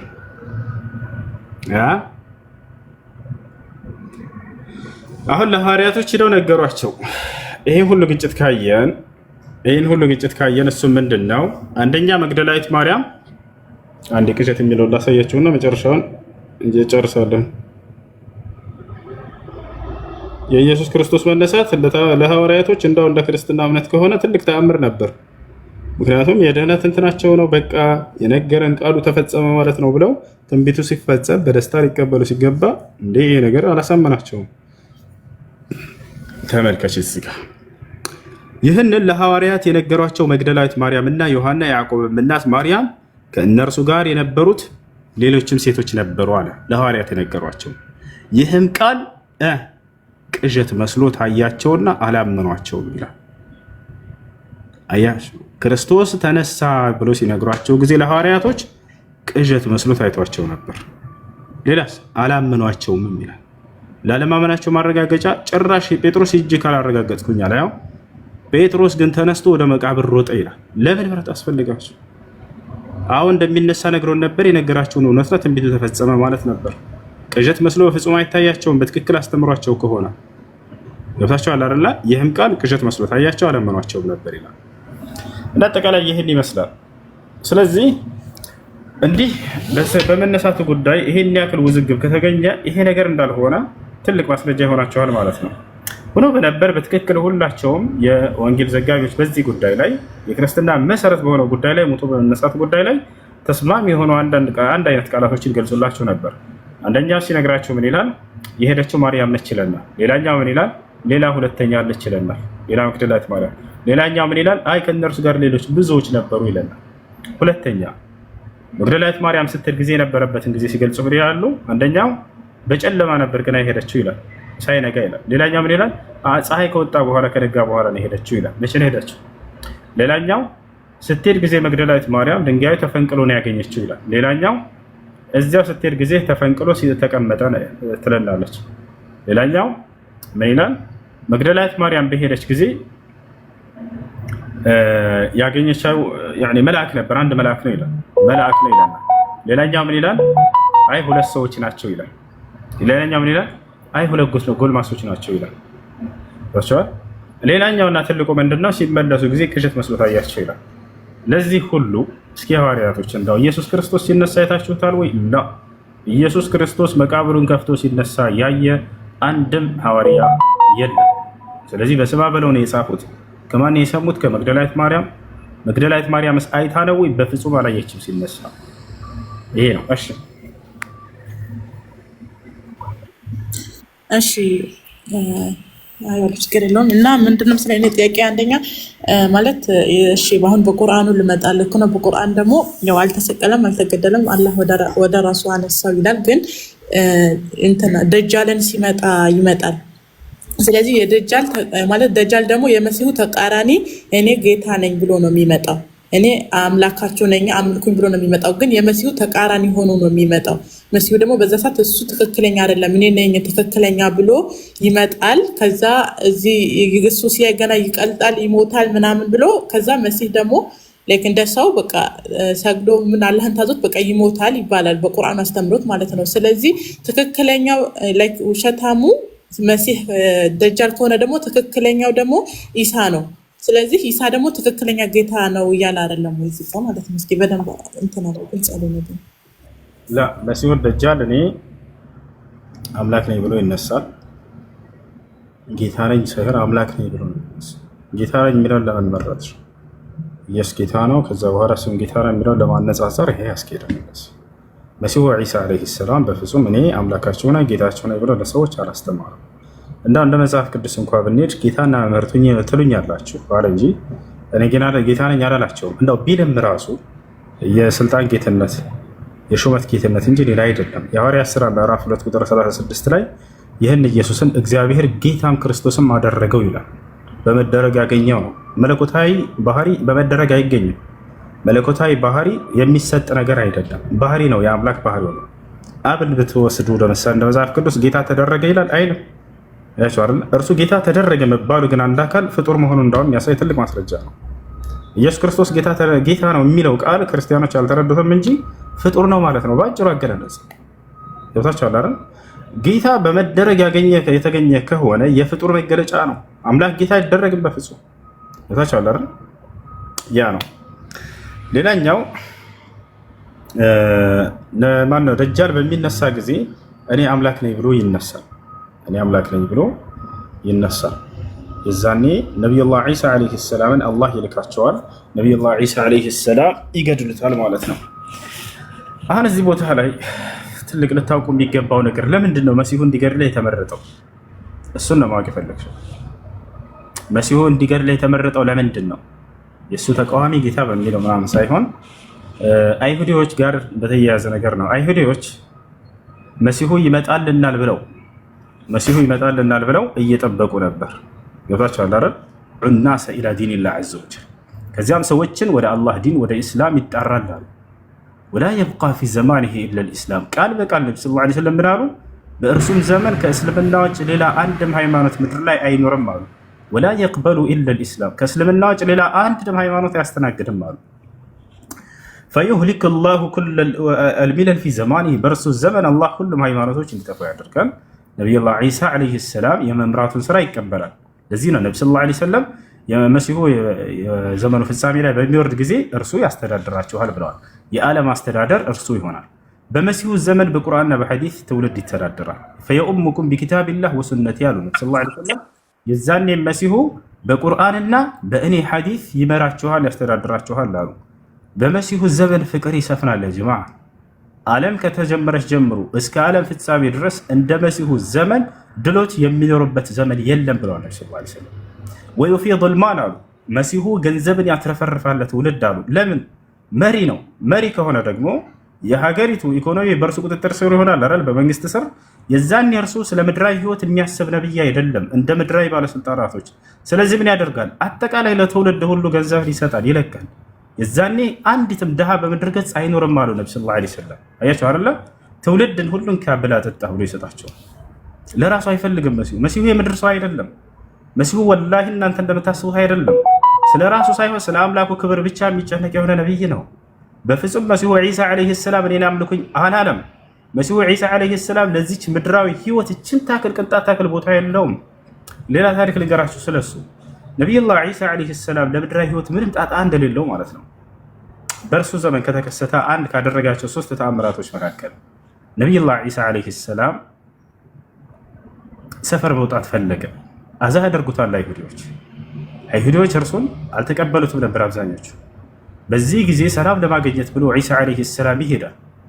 ከዕለታት አንድ ቀን እየሄደ እያለ አንድ አይሁድ እስኪ እንዳው ይህ የሚለው ነገር እውነት ከሆነ እውነተኛም ከአምላክ ዘንድ የተላከ መልእክተኛና ነቢይ ከሆነ ዛሬ የሚሰራውን ሁሉ ለማየት እከተለዋለሁኝ ብሎ ወሰነ። ዒሳ ሆይ ልከተለ ፍቀድልኝ፣ በምትሄድበት ሁሉ ጉዞ ላይ ነው እና ተከተለኝ አለው ዒሳ ዐለይሂ ሰላም። ጉዞ መሄድ ጀመሩ። ስንቅ እንዲያዝ ተባባሉ። ጉዞ ነውና 3 ቂጣ ገዙና ይይዛሉ ለጉዟቸው ስንቅ የሆናቸው ዘንድ። ዒሳ ዐለይሂ ሰላም ያዝ ይሄን አለው ለሰውየው። በጉዟችንም ላይ በምንራብ ጊዜ ብንበላው ይሆነናል አሉ። መሄድ ጀመሩ። በመሃል መንገድ ላይ ዒሳ ዐለይሂ ሰላም እየሄደ እያለ አንድ ማየት የተሳነውን ልጅ አገኘ። ነቢዩላህ ዒሳ ጠጋለና ቢስሚላህ ብሎ በአላህ ስም ብሎ አይኑን ዳበሰው። ወዲያውም አይኑ ተከፈተ። የአይሁድ በጣም ደነገጠ። እንዴ ማየት የማይችል የነበረ ልጅ ከቅጽበት በፊት አሁን አየ ብሎ በጣም ይቅርታ መጀመሪያ ረሳሁት። 3ቱን ቂጣዎች ይዞ እየሄደ እያለ ዒሳ ዐለይሂ ሰላም እና ሰውየው ና እንብላ ብለው ያወጣሉ። አውጣ ይለዋል ዒሳ ዐለይሂ ሰላም። ልክ ያንን ሲያወጣ ጊዜ ቀድሞ ሰውየው አንዱን በልቶት ነበር። አንዱን በልቶታል፣ 2 ነው ያለው። ከዛ ዒሳ ዐለይሂ ሰላም ሲያይ ጊዜ 2 ነበር ያገኘው። 2 ነበር ያገኘው። የት አለ አንደኛ ብሎ ሲጠይቀው እኔ ያላየሁም ብሎ ሸመጠጠው፣ ይክደዋል። ኧረ ተናገር ይለዋል። ሰውየው አይን ያላየሁም ብሎ ይክዳል። ከዚያ በኋላ ዒሳ ዐለይሂ ሰላም ያን ያለውን ተመገቡና ሄዱ። ከዚያ በኋላ ይሄን ህፃን ልጅ አገኘው። ቅድም ያልኳችሁን ማየት የተሳነው ነበር። ዒሳ ቢስሚላህ ብሎ በአላህ ስም ብሎ ይሄን ነገር ያኒ ፈረደ አላሁ ለሁ አይኑን አላህ ሱብሓነሁ ወተዓላ መለሰለት ለዒሳ ዐለይሂ ሰላም። በዚህ ጊዜ ይህ አይሁድ በጣም ተደነቀ። ማየት የማይችል ልጅ አሁን እንዳይሆነ ብሎ ይናገራል። አድሚኖች አንዴ ከዚያ በኋላ ከቅጽበት በፊት ማየት የተሳነው ልጅ አሁን እንዳይሆነ ይሄ وهذا يعني من اعجب العجاب በጣም የሚያስደንቅና የሚገርም ነገር ነው ይላል። ዒሳ ዐለይሂ ሰላም ወደ ሰውየው ዘወር አለና ምን ይለዋል? አንተ ሰው ሆይ የዚህን ልጅ አይን በመለሰ በአምላኬ በአላህ ስም እለምንሃለሁ የቀደሙን ዳቦ ወይም ቂጣ ማን የበላው ተናገር ይለዋል። መሲሁ ስለ ቂጣ ሳስቦት አይደለም፣ የእውነትና የውሸት ጉዳይ ነው። ይላችኋል አይደል? አይ እኔ አልበላሁም ብሎ ሰውየው ይሸመጥጣል፣ ይክዳል። ነቢዩላህ ዒሳ አልተከራከረውም፣ ጉዞውን ቀጠለ። አሁንም እየሄዱ እያለ ዒሳ ዐለይሂ ሰላም እና ሰውየው የሆነ ባህር አጋጠማቸው። ይህን ባህር እንዴት ልናልፍ ነው ብሎ ይህ አይሁድ ይናገራል። ዒሳ ዐለይሂ ሰላም ምን አለው? እኔ ቢስሚላህ በአላህ ስም ብዬ ባህሩን እረግጣለሁ፣ አላህ መሬት ያደርግልናል። የዛኔ እንሄዳለን ትሄዳለህ አንተም አለው። ከዚያ በኋላ ባህሩ ላይ ቢስሚላህ ብሎ ዒሳ ዓለይሂ ሰላም ልክ ሲረግጥ ጊዜ የዛኔ መሬት ሆነ። ከዚያ በኋላ ሰውየውና ዒሳ ዓለይሂ ሰላም አለፉ። በጣም ተደነቀ። ከቅጽበት በፊት ባህር የነበረ ሜዳ ሆነ። ይሄ በጣም የሚደንቅ ነው አለ። በዚህ ጊዜ ዒሳ ዓለይሂ ሰላም ዘወር አለና ይሄን ባህር ለእኔና ለአንተ መሬት ባደረገ በአምላኬ በአላህ ስም እጠይቅሃለሁኝ ያንን ዳቦ ቂጣ ማን የበላው ተናገር አለው። አነማ አከልት እኔ በፍጹም አልበላሁም ማለት ካዳውን። አሁንም ጉዟቸውን ቀጠሉ። እየሄዱ እያለ ነቢዩላህ ዒሳ ዓለይሂ ሰላም 3 ድንጋዮችን አነሳና ወደ አላህ ስብሓነሁ ወተዓላ ዱዓ አደረገ ወደ ወርቅ እንዲቀይርለት። ወዲያውም ወደ ወርቅ ተቀየረ። ዒሳ ዓለይሂ ሰላም በዚህ ጊዜ ምን አደረገ? ጥበቡን ተመልከቱ። ዒሳ ዓለይሂ ሰላም በዚህ ጊዜ ምን አደረገ? አንዱን ወርቅ ሰጠውና ለሰውየው ለዚህ ለአይሁድ አንዱን ያዘ ዒሳ። በዚህ ጊዜ ምን አደረገ? ይህ አይሁድ አንደኛው ስለማን ነው ብሎ ጠየቀው ዒሳ ዓለይሂ ሰላም። አንዱን ተካፈለን፣ አንደኛው ስለማን ነው ሲል ጊዜ ዒሳ ምን አለው? ጥበቡን ተመልከቱ። ዒሳ የጥበብ ባለቤት ነው። አላህ በቁርአን ላይ ጥበብን ችሬዋለሁ ብሎ ገልጾታል። አንደኛውን ደግሞ ቂጣውን ለበላው ሰው ነው አለው ዒሳ። በዚህ ጊዜ ይህ አይሁድ አላስቻለው። እኔ ነኝ የበላሁት እንግዲህ አሁን ሳለ ነቢዩላህ ዒሳ ዓለይሂ ሰላም እንካ ብሎ ሰጠው። የኔንም ወርቅ እንካ ውሰድ ብሎ 3ቱንም ሰጠው። ጉዟቸውን ሊቀጥሉ ነው። ጉዟቸውን አልቀጠሉም። እኔ በቃ ይሄን ካገኘሁኝ ልመለስ ነው አለ አይሁድ። ዒሳ ዓለይሂ ሰላም በዚህ ያገኘው ሰውየው ውሸቱ አያቸው። የሰው ልጅ በፈለገ ነገር ሊጠነክር ይችላል። በዱንያ ግን በምድራዊ ጥቅማጥቅም ግን አይጨክንም። አያቸው፣ በገንዘብ አይጨክንም። ዒሳ ጥበቡን ተመልከቱ። ምን አደረገ? አንዱን ሰጠው፣ አንዱን ወሰደና አንደኛውን ደግሞ ቂጣውን ለበላ ሰው ነው። ያ ሰው ሲመጣ እንሰጠዋለን አለ። እኔ ነኝ የበላሁት እውነቱን ልንገርህ እንካ ብሎ ሰጠው። የራሱንም ሰጠው ዒሳ ዓለይሂ ሰላም። በዚህ ጊዜ ከሰጠው በኋላ ዒሳ ጉዞውን ቀጠለ። ሰውየው በቃኝ ብሎ ሄዳ ባገኘ ጊዜ ጓደኝነትንም ከዳዛው። ከዚያ እዛው ቁጭ ብሎ ተቀመጠ። በዚህ ሁኔታ ሳለ ወርቁን ታቅፎ 3 ፈረሰኞች ይመጣሉ። ከዚያ በኋላ አዩት ወርቃ ይዞ ይሄን ሰውዬ ለምን ይሄን ሰው ገለን ግንባሩን ብለን አንቀበለውም አንከፋፈልም እኛ 3ታችን አሉ። እሺ ተባባሉ። ገደሉት። ይሄን አይሁድ ቀጥታ ሄደው ወርቁ ላይ ተቀመጡ፣ ያዙት። ከዚያ ርቧቸው ነበር። 3ቱ ፈረሰኞች ምን ይላሉ? ከመካከላችን አንዳችን ሄዶ ቂጣ ገዝቶ ይምጣ የምንበላው፣ እስከዛ ሄድ ወርቅ እዚህ እንጠብቃለን። እሺ አለና አንደኛው ገንዘብ ይዞ ሄደ ሊገዛ። ይሄ ሰው እየሄደ እያለ ሰይጣኑ ሰወሰው ጭንቅላት ላይ ምን አለ? ለምን ይሄ እነዚህን ጓደኞችን ቂጣውን ገዝቼ ስመጣ መርዝ አድርጌበት ምግቡ ላይ ሰጥቻቸው ወርቁን ብቻ ለምን አልወስድም 3ቱንም አለ። እዚያ 2ቱ ሆነው ደግሞ ምን ብለው ያሲራሉ? ለምን እኔ እናንተ ብቻ እንከፋፈልም? ይሄ ጓደኛችን ቂጣ ገዝቶ ሲመጣ ግንባሩን ብለን እናንተ እንውሰደው። እሺ ተባብለው እነዚህም ተስማሙ። ሰውየው ይዞ ሲመጣ ጊዜ መርዝ አድርጎበት ቂጣውን አምጥቶ ልክ እንደሰጣቸው እርሱን ግንባሩን አሉት፣ ገደሉት። በቃ ሁለታችን አገኘን ብለው እነሱ ልክ እዚያ ያለን ቂጣ ሲበሉ ጊዜ መርዝ ነበረው። 3ቱም ሞቱ። ጓደኛቸውንም ገደሉ፣ እነርሱም ሞቱ። አይሁድም እዛው ሞቷል። የቅድሞ የመጀመሪያው ወርቁ 3ቱም ተቀምጧል።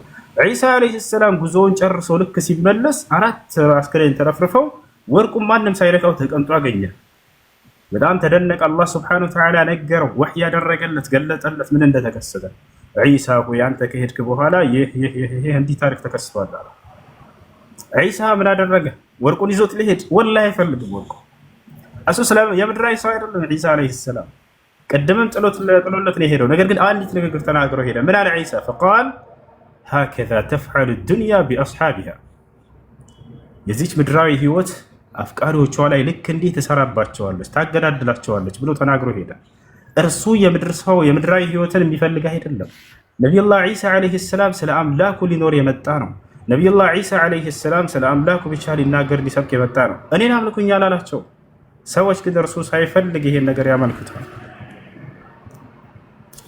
እርሱ ያለው ምንድነው? ወኢነላህ ረቢ ወረብኩም ፈዕቡዱ ሃዛ ሲራጡን ሙስተቂም፣ የእኔም የእናንተም ጌታ እርሱ አላህ ብቻ ነው፣ እርሱም በብቸኝነት ተገዙት፣ ይህ ነው ቀጥተኛው መንገድ እያለ ነው ያስተማራቸው። ይሄ ነው የዒሳ ዓለይሂ ሰላም ህይወት። እርሱ ስለ ምድራዊ ህይወት አለ። አሁን በሚመጣ ጊዜ ምድር ላይ ቀደም እንደነገርኳችሁ የምድር ሰዎች በእርሱ ዘመን የጸጋ ባለቤት ይሆናሉ። ነቢያችን ሰለላሁ ዐለይሂ ወሰለም ሲናገሩ ምን አሉ? ዳግም መሲሁ ሲመጣ በምድር ላይ አንድም ድሃ አይኖርም ብለዋል። የሚገርማቸው ድህነት ብቻ አይደለም የሚጠፋው፣ እንስሳቶች የሚናደፉ እንስሳቶች ሁሉ መናደፋቸውን የዛኔ ያቆማሉ ይላሉ። ህፃን ልጅ በእባብ ስር እያለፈ እባቡ አይነክሰውም፣ አህያና አንበሳ አብረው ይኖራሉ ብለው ሁሉ ቃል በቃል ተናግረዋል። ወጣቻ አይደል? እዛኔ የፍቅር ዘመን ይሆናል፣ የመዋደድ ዘመን ይሆናል፣ የጸጋ ዘመን ይሆናል።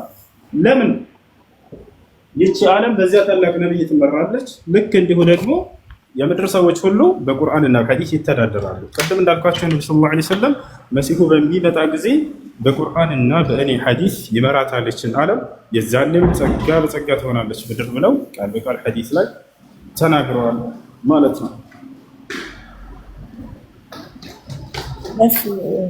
ማለት አሁንም እዚህ ጋር አንድ ጥያቄ ያነሳልሃለሁ። ምንድነው እሱ? አሁንም ቢሆን አይሁዶች እነሱ የሚጠብቁት በዚህ ምድር ላይ ስልጣን በደንብ እንዲሰጣቸው ነበር። እሱ ደግሞ ያስተማራቸው ደግሞ ባህር ከሞተን በኋላ እንደሆነ ነው። ስለዚህ አሁን እየጠበቁት ያለው መሲህ አሁን እንትን ጥያቄ ካልተረዳ ማለት ነው። አሁን እየጠበቁት ያሉትን መሲህ ነብይ ብለው አይደለም። አምላካችን ትክክለኛ አንተ ነህ፣ በቃ እየጠበቁ ያለው ትክክለኛ መሲህ አንተ ነህ ብለው የሚቀበሉት እነዚህ ሰዎች አምላካችን ይሄኛው ነው ብለው ነው።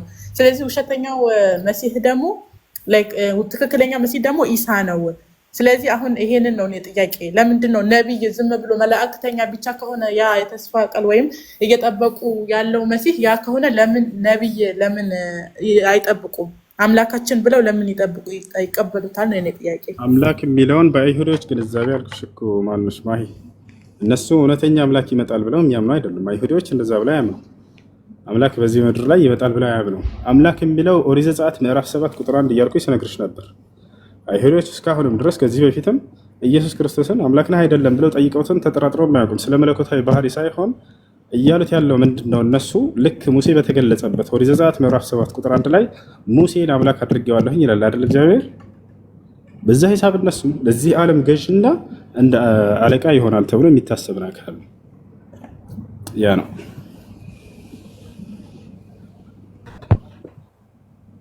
ሰላም ነው። ሰላም ነው። እንዴት ነው? ይሰማል ድምጼ? አለው። ያውኑን ያወራው ማስረጃ ከየት ነው? ያውኑን አሁን የነገርከን ሐዲስ ላይ። ኦኬ፣ ሐዲስ ላይ። ኦኬ፣ ማለት ከሐዲስ የተጻፈው ኢየሱስ ክርስቶስ ከሄደ 600 ዓመት በኋላ ነው አይደል? ኢየሱስ ክርስቶስ የመጣ ከመቼ በኋላ ነው?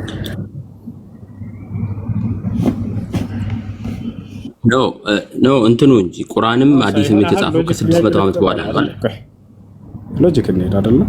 በአንተ ብሄድክበት እንሄድ። መጽሐፍ የተጻፈው መቼ ነው? ኢየሱስ ክርስቶስ የመጣው መቼ ነው? ኢየሱስ ክርስቶስ ያስተማረው መቼ ነው?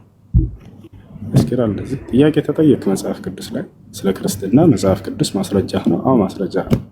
ያ እሱን ችግር የለውም። እሺ ስለ እስልምና እሱን አመጣለሁ። የእስልምና የመረጃ ምንጮች ታመጣለህ? ያ 2025 አሁን ባለንበት ይሄ አመት የኢየሱስ ክርስቶስ ልደት ነው እያልክ ነው። መጽሐፍ ቅዱስ ላይ ጥያቄ ብትጠይቅ ማስረጃ ታመጣለህ? እኔ ከመጽሐፍ ቅዱስ ውጭ አልጠይቅህም። እኛ ጋር ሙስሊሞች ጋር ስትመጡ ጊዜ የመረጃ ምንጮች ቁርአንና ሐዲስ ናቸው። ልክ ስንነግራቸው ጊዜ በዚያ ላይ አይ ቁርአንና ሐዲስ አንፈልግም ትላላችሁ አይደል? ለምን አሁን ወደዛ ልትሄድ ነው አንተ? ሐዲስ መቼ ነው የተጻፈው ብለህ ጀምር። ከዛ በኋላ እንደዚህ አሁንም እንደዚሁ እኛ ጥያቄ ጠይቀህና ስለ ክርስትና ከቡዲዝሞች መጽሐፍ ስጠኝ ብለህ ትሰጠኛለህ? ወይንም ከሂንዱይዝም ነው? ከሂንዱይዝም ሳይሆን አሁን ለምሳሌ የኢየሱስ ክርስቶስን አለመሞት አንተ እያወራ ነበረ። መጽሐፍ ቅዱስ ላይ ደግሞ እንደሞተ ስለዚህ አሁን አንተ ከክርስትናዎች ጥያቄን መጀመሪያ መልስ። ስለ ክርስትና ጠይቀህና ከመጽሐፍ ቅዱስ ውጭ መልስ ልጠይቅህ ነው። ትስማማለህ? ችግር የለውም። እሺ፣ በጣም ጥሩ።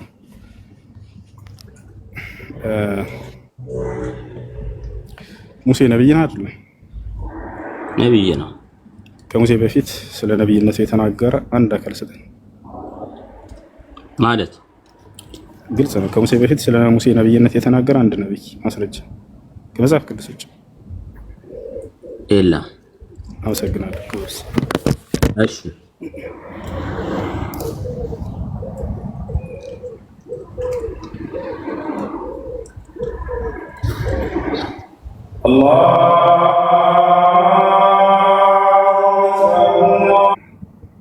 ይሄ ተገረለ የኢትዮጵያ አለባበስ የኢትዮጵያ አለባበስ ከላይ ጥቁር፣ ከታች ቢጫ፣ ከጎን ሰማያዊ፣ ከግራ ደግሞ ጥቁር።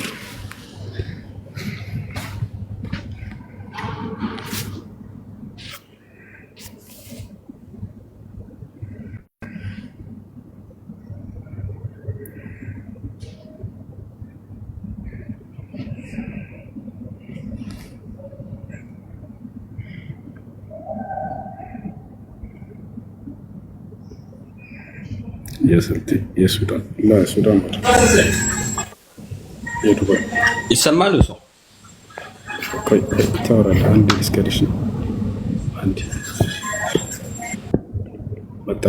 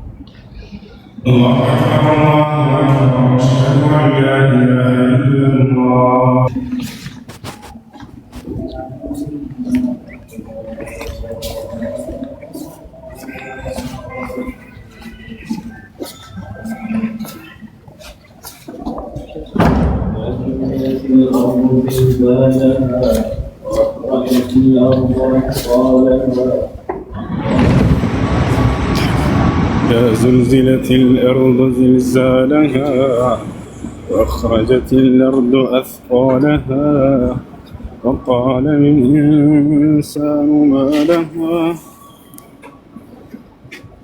أشي ጎጃሜ አለሽ ሰማሻል?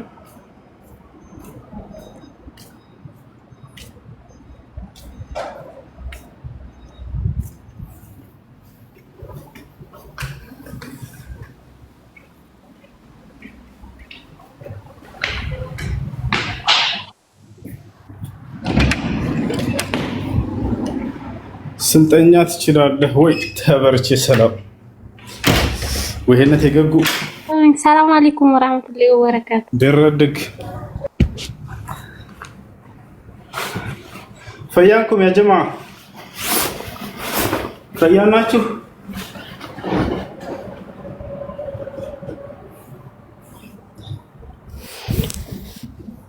ወአለይኩም ሰላም ወራህመቱላሂ ወበረካቱ። ታችን እንዴት ነሽ? ደህና ነሽ? ደህና መሸሽ? ደህና ነገርሽ? ምሳ በላሽ? ቁርስ እንዴት ነው? ሁሉንም ቀኑን ሙሉ ጠይቃችሁ ብዬ ነው። ያ ሰላም አሪሕና ቢሃ ያ ቢላል ከማ ቃለ ነቢ ስ እሺ፣ እዚህ ያላችሁ ጠይቁና እወጣለሁ። እሺ፣ ጥያቄ ያለሽ እህታችን?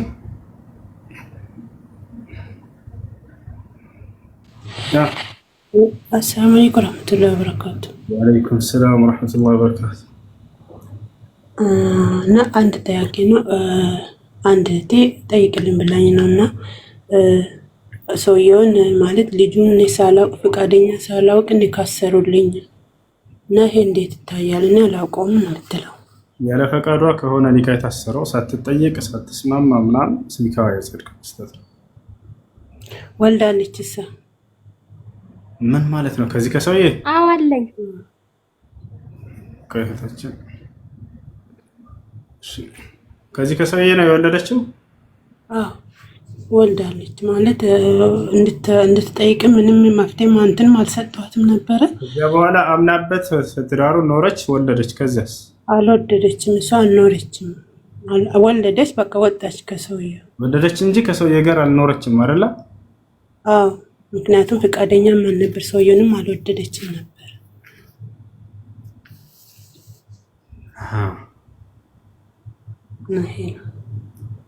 እንዴት ይታያል ነው የምትለው። ወጣለች እሷ። እሱ ደግሞ በዛ በአጎቷ ልጅ በኩል ነበረ ኒካም የፈታት በዛ በኩል በቃ አልፈልጋትም፣ እሷ ካልፈለገችኝ በቃ ፈትቻታለሁ ብሎ በመልእክት ነው ያስቀመጠላት።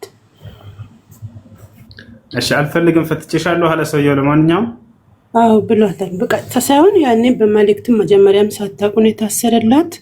ሳትፈቅድ በቀጥታ ስር ሰውየው ብሏታል ወይ? ጽሁፍም ሊሆን ይችላል፣ ሊሆን ይችላል። አዎ ሰውየው ራሱ ብሏታል። በዛ በኒካ ባሰረላት በአጎቷ ልጅ በቃ አልፈልጋትም ካለ ኒካህ ወርዷል አይደለ? አመሰግናለሁ። ይሄ ነበር። ጀዛከላህ።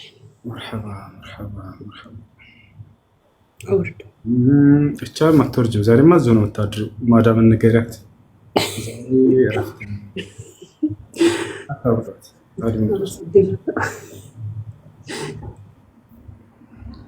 ጣትህን ጨረስከው ወይ? ኧረ ወላሂ ገና አልጀመርኩትም። ጣቴን ጥፍሬን ነበር ስበላ የነበርኩት። ተሳስተሃል።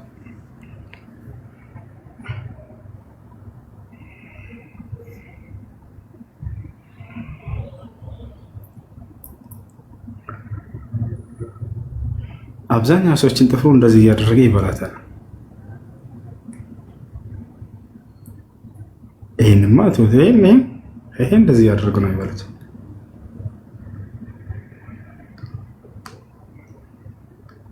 በጣም የሚገርመኝ ይሄኛውን ሲበሉት ነው። ይሄን አንዳንዶቹ ይሄን ሁሉ ትውት ያደርጉና ደግሞ ይሄኛውን ይበላሉ። ይሄን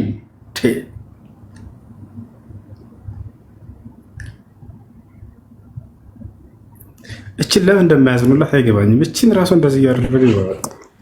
ሰላም ብራዘር፣ እንዴት ናችሁ? ሰላም፣ እንዴት ነህ? ያለሁልሽ ሁሉ ሰላም አለን አለን።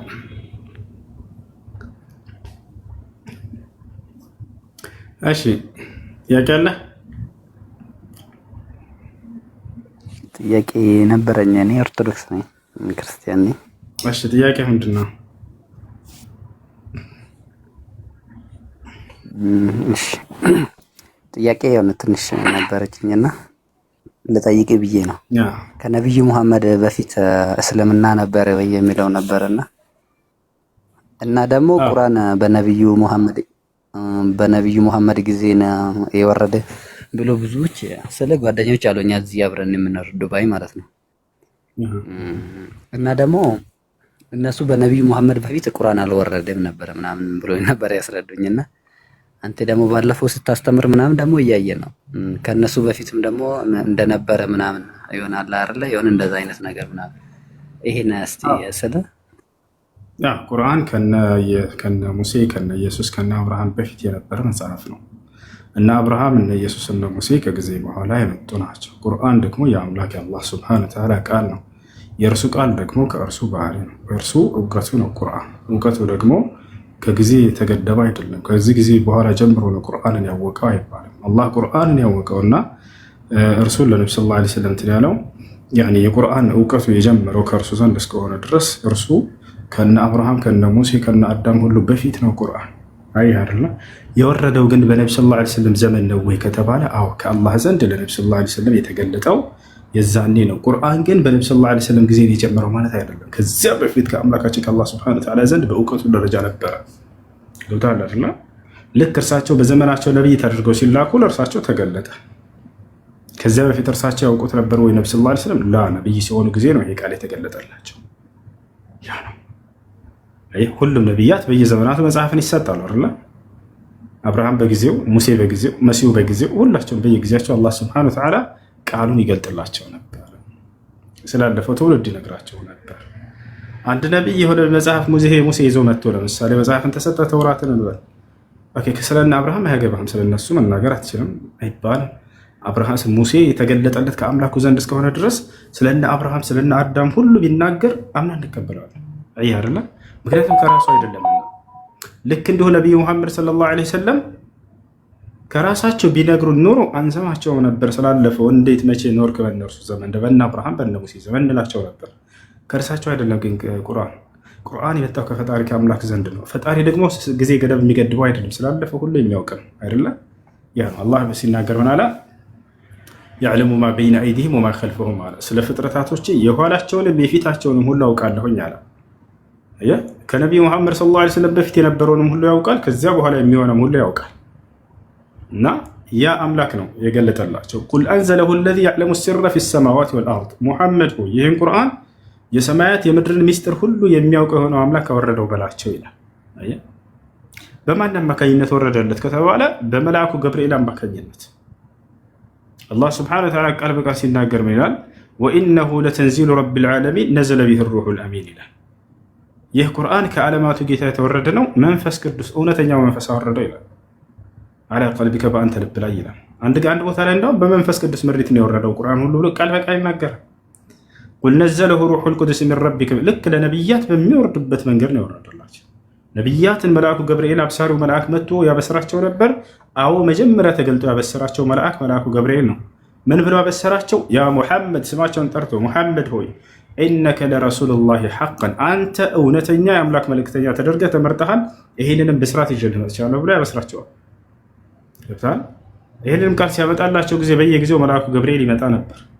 ምስክሩ እርሱ ብቻ ነው ሊሏቸው ይችላሉ፣ ሌላ ሰው የለውም። ላ ከ120 ሺህ በላይ ምስክሮች ነበሩ አብረዋቸው ቁጭ ብለው መልአኩ ገብርኤል ሲመጣ ቃልን ሲያደርስ ያዩት ነበር። ሰሃቦች ያዩ እንዳይመሰክሩ የተናገሩበታል። ሶሒህ ሙስሊም ቁጥር 8 ላይ ብትሄዱ ዑመር ብን አልኸጣብ ምን ይላል?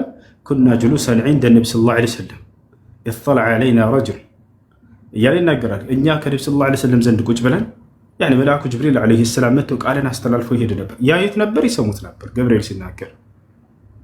ይሄ ነው።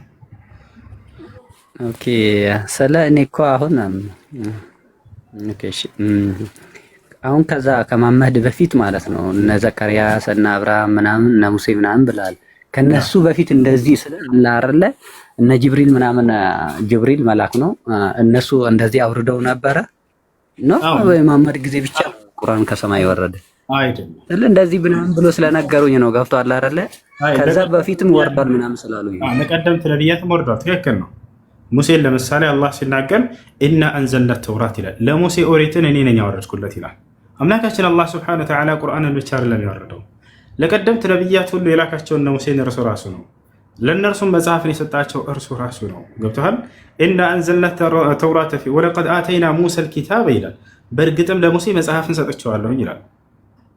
ወቀፈይና ሚን ባዕዲህ ብሩሱል፣ ከእርሱ በኋላ ነቢያቶችንም አስከትዬ ልኬያለሁኝ አለ። ከዚያ ቀጥሎ ምን አለ? ወአተይና ዒሳ ብነ መርየም አልበይናት፣ የማርያምን ልጅ መሲሁን ዒሳን ደግሞ ግልጽ የሆኑ ተአምራቶችንም ሰጥቼዋለሁኝ ይላል። ወአየድናሁ ቢሩሒል ቁዱስ፣ መሲሁን በመንፈስ ቅዱስም አጽንቼዋለሁኝ ይላል። ይፈሻል አይደል? አላህ ሱብሓነሁ ወተዓላ በመልአኩ ገብርኤል በጅብሪል ዐለይሂ ሰላም አማካኝነት መሲሁ ዒሳ ዐለይሂ ሰላምን ያግዘው ነበር፣ ያጸናው ነበር። ለምን? ለእርሱ በተለየ መልኩ። ለሁሉም ነቢያት ይመጣል፣ ነገር ግን ለመሲሁ በተለየ መልኩ። ለምን? የአምላክን ጥበብ ተመልከቱ፣ የአምላክን እዝነት ተመልከቱ። ዒሳ የተፈጠረው በአምላክ ፈቃድ፣ በአላህ ሱብሓነሁ ወተዓላ ፈቃድ ያለ አባት ነው። ተመልከቱ። ማን ነው ይሄን ያደረገው? አላህ ነው። እንደ ሌላ ያ በዝሙት እንደተወለደ ልጅ አይደለም መሲሁ። ገብታችኋል? ሌላ ያለ አባት ተወለደ የምንላቸው የዝሙት ልጆች አሉ አይደለ? ሴት ልጅ ያለ ህጋዊ ጋብቻ አድርጋ፣ እንደዛ አይደለም መሲሁ። በተአምራዊ መንገድ ነው ራሱ አምላክ ፈቅዶና ወዶ ነው ከማርያም ብቻ የፈጠረው አይደለ? ያለ አባት አድርጎ ከፈጠረው በኋላ ያለ አባት እንዲሆን አልፈለገም አላህ ሱብሓነሁ ወተዓላ። ያ ማለት ልክ በአባት ቦታ ተተክቶ የሚንከባከብና ሁሉን የሚያጸናና የሚያግዘው የሚከላከልለት መልአክን አድርጎለታል። አያችሁ፣ መልአኩ ገብርኤል ጅብሪል ዐለይሂ ሰላም መንፈስ ቅዱስ እያለ አላህ ሱብሓነሁ ወተዓላ ይጠራዋል።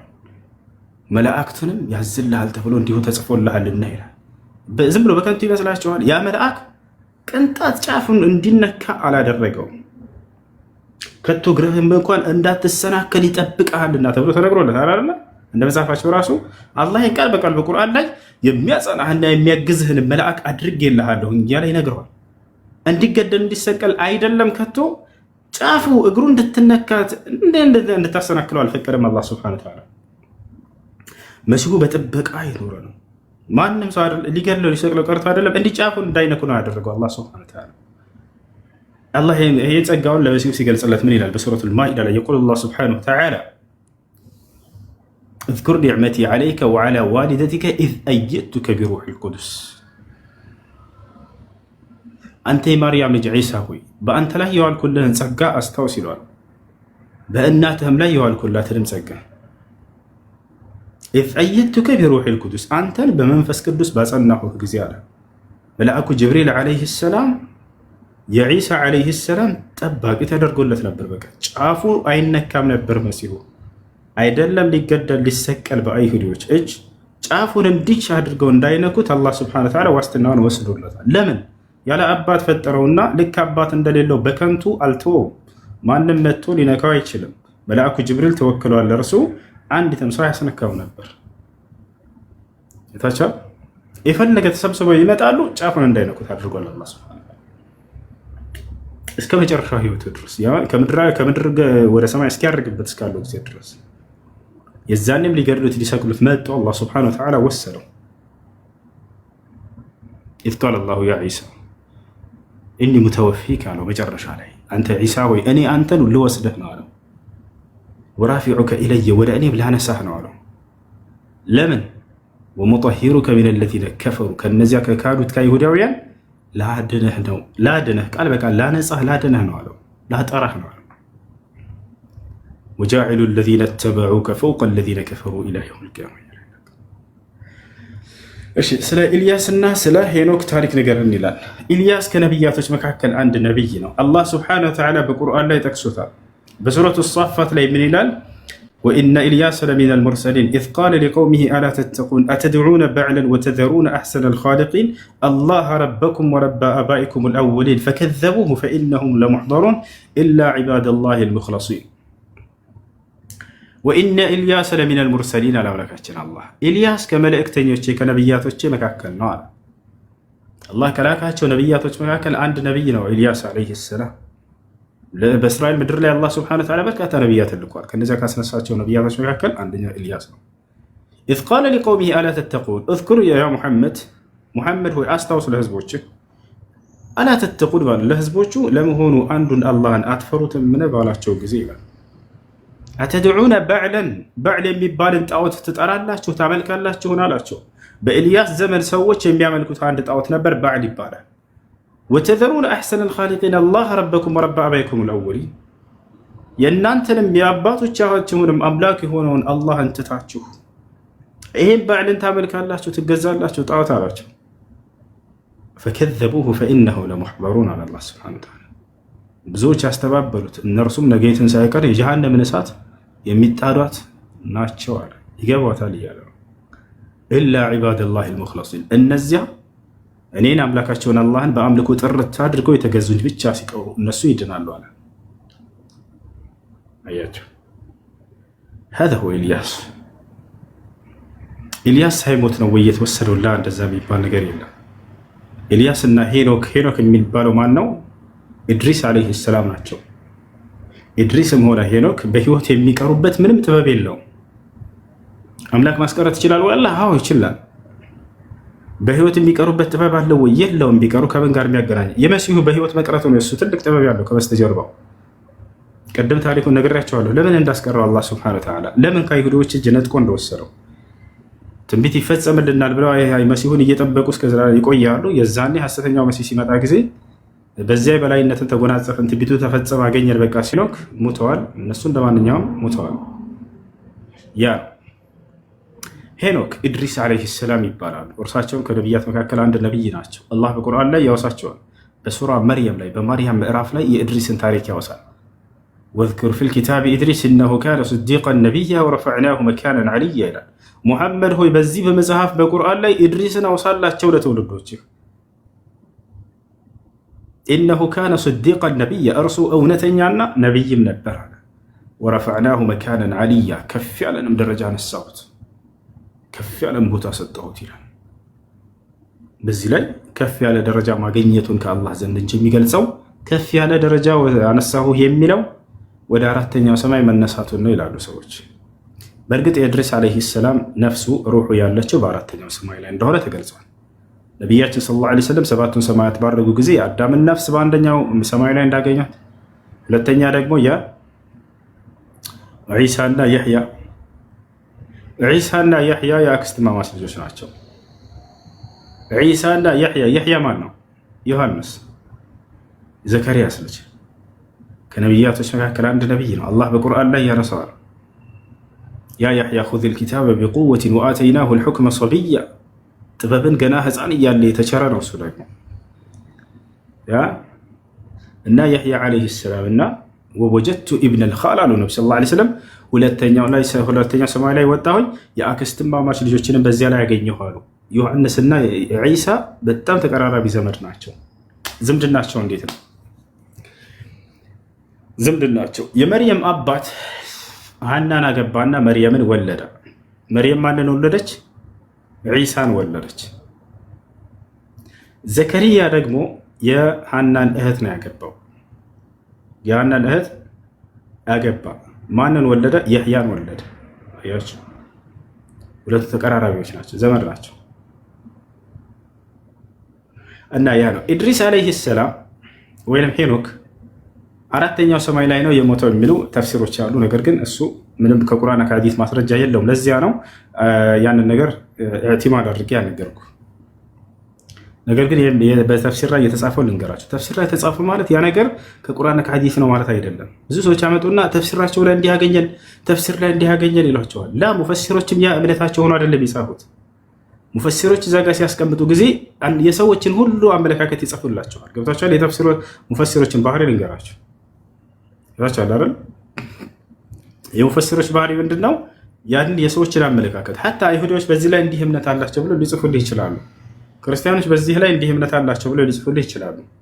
የሚገርማቸው ክርስቲያኖችም እንዲህ ይላሉ ብለው በአንድ ተፍሲር ላይ የጻፉት ጽሑፍ ነበር። ከዚህ በፊት አንዳንድ የክርስቲያን ሰባኪዎች እንደ ማስረጃ አምጥተው ሙስሊሞችን ሲሞግቱ አይቻልም። እሱ ምንድን ነው? ስለ ስቅለቱ አልገደሉትም አልሰቀሉትም የሚለው ላይ ኢማም ጦበሪ ወይም ኢብኑ ከሲር ይመስሉኛል ከሁለት አንዳቸው ቂለት ብለው እንዲህም ተብሏል ብለው የሰዎችን ንግግር ያመጣሉ። እሱ በተሰቀለ ጊዜ እናቱ ማርያም ከስሩ ሆና ስታለቅስ ነበር ተብሏልም እያሉ የጻፉታል። እንግዲህ የክርስቲያኖች ንግግር።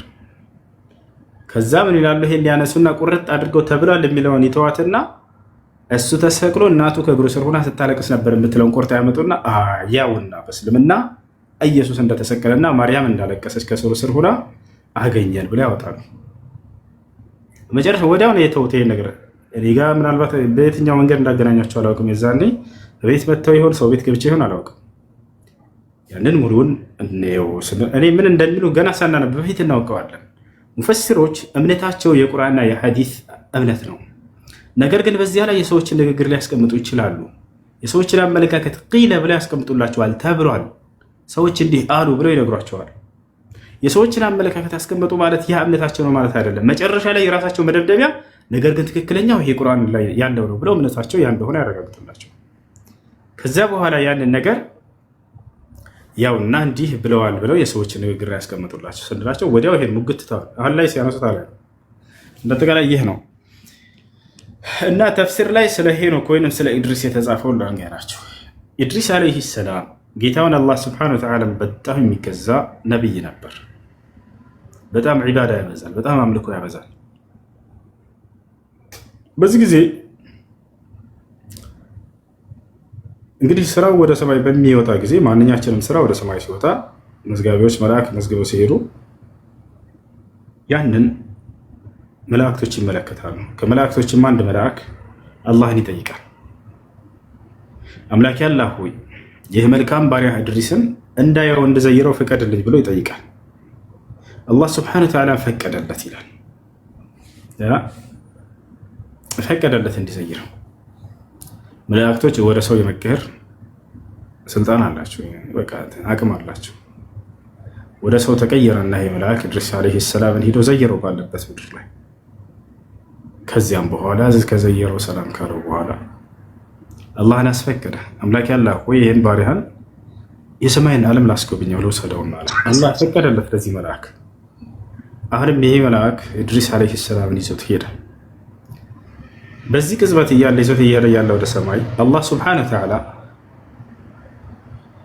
መለኩል መውትን የሞት መልአክን የኢድሪስ ዓለይሂ ሰላም የጊዜው ገደብ አልቋልና የምድራዊ ቆይታ ጊዜው ሩሁን አውጣ ይለዋል። ሩሁን ግን የምታወጣው አራተኛው ሰማይ ላይ ነው ይለዋል። መለኩል መውት ይደነግጣል። ኢድሪስ ምድር ላይ ነው ያለው። እንዴት ነው አራተኛው ሰማይ ላይ የሱን ሩህን ማውጣው? የአላህን ስራ ያውቃል። አላህ ካለው እንደሚሆን ያውቃል። ያ እንትን ብሎት አይደለም። ያኔ ተዓጅበን በመደነቅ ነው፣ በመገረም ይህን ቃል እየተናገረ የሚሆነውን አያለም ብሎ መለኩል መውት ይወርዳል። ልክ ሲወርድ ጊዜ አራተኛው ሰማይ ላይ ሲደርስ ኢድሪስ ዓለይሂ ሰላምን ያ መልአክ ሊያስጎበኘው ይዞት እየመጣ አራተኛው ሰማይ ላይ ተገናኘ። ፈተዓጀበ መለኩል መውት በጣም በመደነቅ እዚያው ሩሑን አወጣ። ይሄ ተከሰተ ይላሉ። ነገር ግን ይሄ ሙፈሲሮች ጋር هذا بالإسرائيليات ከእስራኤልያት ነው ብሎ አስቀምጠውታል። በፍጹም ይህ በቁርአንና በሐዲስ ላይ ያለ ነገር አይደለም። እሺ ከላይ ያለሽው ሰላም ጥቁር አዝብዷ። ሰላም አለይኩም ወራህመቱላሂ ወበረካቱ። ወአለይኩም ሰላም ወራህመቱላሂ ወበረካቱ። እሺ ሻሃዳ መያዝ የምትፈልግ ልጅ አለች። የት ናት? እዚህ ከኔ ጋር ነች። እሺ ሰላም አለሽ? ይሰማል?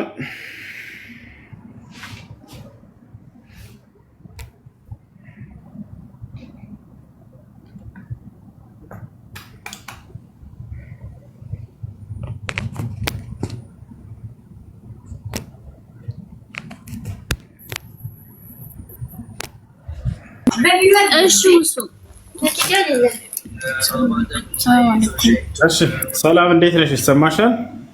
አዎ ይሰማኛል። ደህና ነኝ አልሐምዱሊላህ። ከዚህ በፊት ሙስሊም ነበርሽ? አዎ። አሁን ወደ እስልምና መመለስ ፈልገሽ ነው? አዎ። የምለውን ቃል አብረሽ እየተከተልሽ በይ። ምን አልከኝ? የምለውን ቃል አብረሽ እየተከተልሽ በይ። እሺ አሽሀዱ አላ ኢላሃ ኢላላህ ወአሽሀዱ አነ ሙሐመደን ረሱሉላህ። ስለ ሶላት አስተጋገር ታውቂያለሽ? አዎ። ሶላትሽን ጀምሪ። ከጓደኞችሽ ጋር እስላማዊ ቁጥሮችን ከሳሚ የማይሆኑ ጓደኞቻቸው ምራቁ። እስላማዊ ትምህርቶችን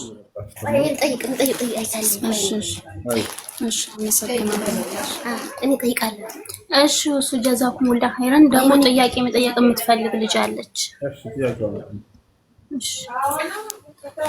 ሰላም አለይኩም። ወአለይኩም ሰላም ወራህመቱላህ ወበረካቱ። ጥያቄ ነበረኝ ማለት ነው። እሺ ማለት ነው። ቶሎ በይ ወደ ጥያቄ። እሺ ብዙ ደቂቃ የለኝም፣ ብዙ ሰዓት ነው ያለን። 3 ሰዓት። በፊት ክርስቲያን ነበርኩኝ። ሳውዲ አረቢያ ሄጄ ነው የሰለምኩኝ ማለት ነው። ከዛ ቤተሰቦቿ ክርስቲያን ናቸው። ከዛ እናቴ ሞታለች። የእነሱን ንብረት እናትሽን ንብረት ክርስቲያን ስለሆነ መውረሳችም ብለውኝ ነው። ያኔ እንዴት ነው ሲል ተብራራልኝ። ይቻላል ወይስ አይቻልም? መልካም። ውርስን በተመለከተ እስልምናን ከመቀበልሽ በፊት ያወረሰችሽ ያሰጠችሽ ነገር ካለ ያንን መውሰድ ትችላለሽ። አንደኛ። ሁለተኛ ደግሞ ምንድነው እስልምና ከተቀበልሽ በኋላ እነዚህ የተካፈሉ የክርስቲያን ወንድም እህቶች ካሉ እነሱ መልክ ለእህታችን ቦታም ሊሆን ይችላል፣ ገንዘብም መኪና የሆነ ስጦታ ሊሆን ይችላል። በስጦታ መልክ እህታችን መታ ማረፊያ የሆናት ዘንድ ብለው ሀዲያ ስጦታ ቢሰጡሽ መቀበል። ነገር ግን ከወንድም ጋር ከነሱ ጋር መከፈል እሱ ሰለላሁ ዐለይሂ ወሰለም ሙስሊም ካፊርን አይወርሰውም፣ ካፊርም ሙስሊምን አይወርሰውም ስላሉ እነርሱም አንቺን መውረስ አይችሉም።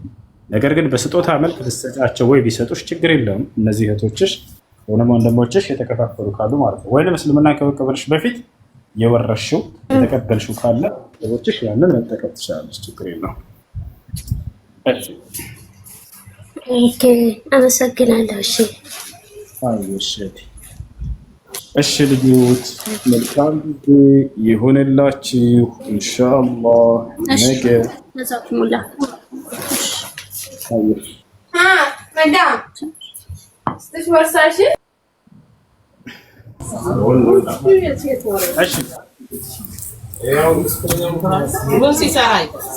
ሩሱ ሰላም አለይኩም። ሰላም ተለበ በአን ማቃጠል ይቻላል እንዴ? ጀሰድ ሟችን የሞተን ሰው እሺ፣ ሐዲሱን የቱ ጋር አገኛለሁ? ከሚጮህ ቦታ ራቅ።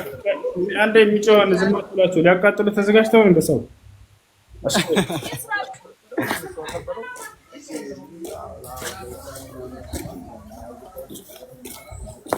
አሁንስ? አሁን ጥሩ ነው። ትንሽ ከቤቱ አንድ 50 ሜትር ብቻ ከራክ ይበቃል። እሺ ብዙ እንዳትርቃቸው ያለው ከራክ በኋላ ብቻቸውን ገንጠል ብለው እንዳያቃጥሉ ተከታተላቸው። ራቅ ብለሽ 1 6 ሜትር 8 ሜትር ወይንም 90 አየሽ እንደማት ታዛዥ ነው። አሻለ ወንድማችን ምድር ላይ ንጹህ ከሚባሉት አከል ነው። አላህ ንጽህና ይጨምርልህ። አሳይሽ ሐዲሱን ነብያችን ሰለላሁ ዐለይሂ ወሰለም ሞታ አስክሬን ሲናገሩ ምን አሉ? ሜት አድርገው እንደማስር ምን አሉ ነብያችን ሰለላሁ ዐለይሂ ወሰለም? ከስሩ ዐዝም الميت ككسره حيا አሉ። የሞተን አስክሬን አይደለም ማቃጠል መስበር አይቻልም። የሞተን አስክሬን መስበር ልክ በህይወት እያለ የመስበር ያክል ነው ብለው ነብዩ ሰለላሁ ዐለይሂ ወሰለም ተናግረዋል። አያች በእስልምና በህይወት ያለ ሰው ብቻ ሳይሆን የሞተ አስክሬን ራሱ ክብር አለው። አደራ ካገኛችሁት እንዳትሰብሩ ብለዋል። በስነ ስርዓት እዚያው መልሳችሁ መቅበር እና ነብያችን ሰለላሁ ዐለይሂ ወሰለም የተናገሩበትን የሐዲስ ቁጥር ይፈልጋል ወንድማችን። እሱን ሐዲስ ልስጥህ ማለት ነው። ከስሩ ዐዝም الميت وكسره حيا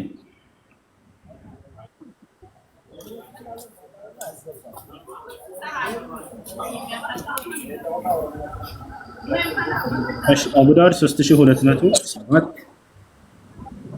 ያ ነዝጋ ይታያል። ከስሩ የዐዝም الميت ككسره حيا እናታችን አይሻ ነች ሐዲሱን ያስተላለፈችው። አቡ ዳውድ 3207 ላይ ታገኘዋለህ። ኢብኑ ማጃህ 1616 ላይ ታገኘዋለህ። የሞተን አስክሬን መስበር ልክ በህይወት ያለ የመስበር ያክል ነው ብለው ነብዩ ሰለላሁ ዐለይሂ ወሰለም ተናግረዋል። ካላስቸገርኩ በአማርኛ ታደርግልኛለህ? ወደ አማርኛ በትክክል ጎግል ዐለይሂ ሰላም በትክክል ከተረጎመው ወደ አማርኛ ልቀይርልህ፣ ችግር የለውም። ግን በትክክል የሚተረጉመው አያታኝም። እንመልከተው። ትራንስሌት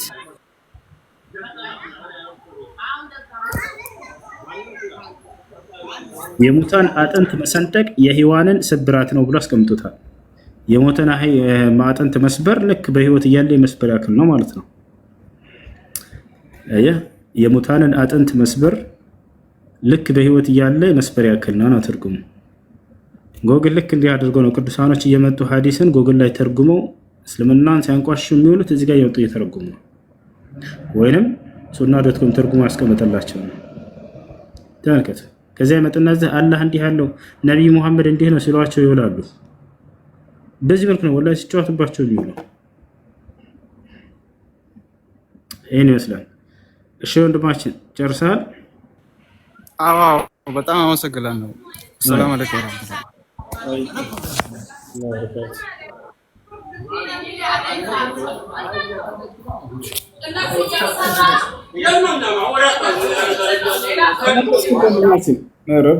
ብዙ ራቅ ብያለሁ ነበር 80 ኪሎ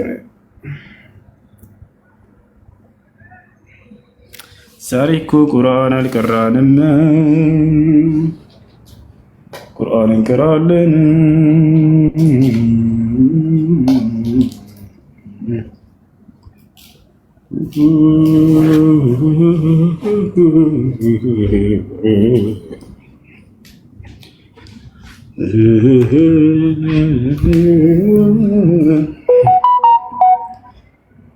ቁርሴንም በልቼ በጣም ጠግቤ ከዚያማ በኋላ ቡና ጠጥቼ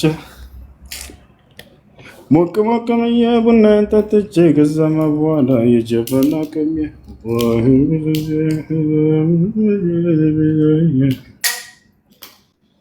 ከዚያማ በኋላ ምሳዬን በልቼ ከዚያማ በኋላ ጋደም ብዬ ከዚያማ በኋላ የጀበና ቅሜ በሱዳነኛ በኢትዮጵያኛ እየሰማሁ የኢትዮጵያኛ ነው። ኢትዮጵያ እናት ሀገር ኢትዮጵያ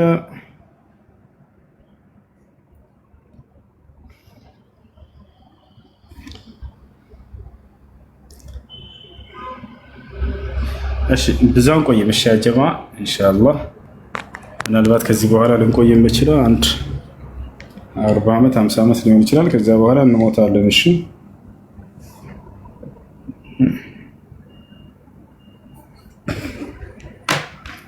እሺ በማን ድምፅ ልቅራላችሁ? በራሴ ድምፅ አሁን ባልኩት ድምፅ አሁን በቀደም አዑዙ ቢላሂ ሚነሽ ሸይጣኒር ረጂም ቢስሚላሂር ረሕማኒር ረሒም ፈኢዛ ኑፊኸ ፊስሱሪ ፈላ አንሳበ በይነሁም يومئذ ولا يتساءلون فمن ثقلت موازينه فأولئك هم المفلحون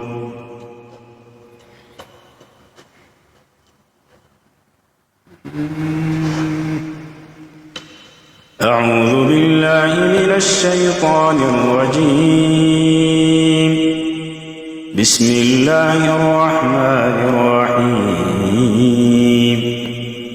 الحمد لله رب العالمين الرحمن الرحيم مالك يوم الدين إياك نعبد وإياك نستعين اهدنا الصراط المستقيم صراط الذين أنعمت عليهم غير المغضوب عليهم ولا الضالين ويا قوم ما لي أدعوكم إلى النجاة وتدعونني إلى النار تدعونني لأكفر بالله وأشرك به ما ليس لي به علم وأنا أدعوكم إلى العزيز الغفار لا جرم أن ما تدعونني إليه ليس له دعوة في الدنيا ولا في الآخرة وأن مردنا إلى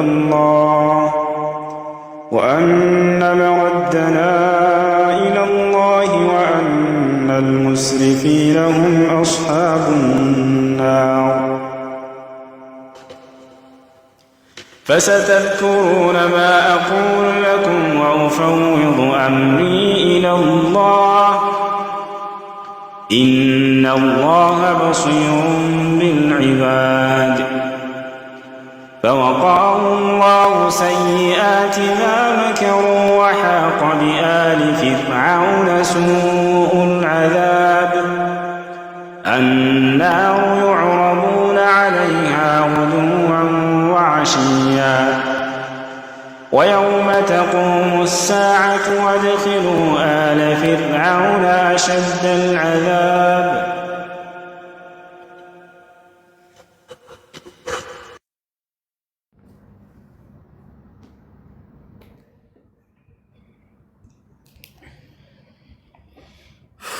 يا سلام ልጆች ኢንሻአላህ ነገ እንገናኛለን። እሺ السلام عليكم ورحمة الله وبركاته. አረፍ እንበል ደግሞ መልካም ጊዜ ይሁንላችሁ።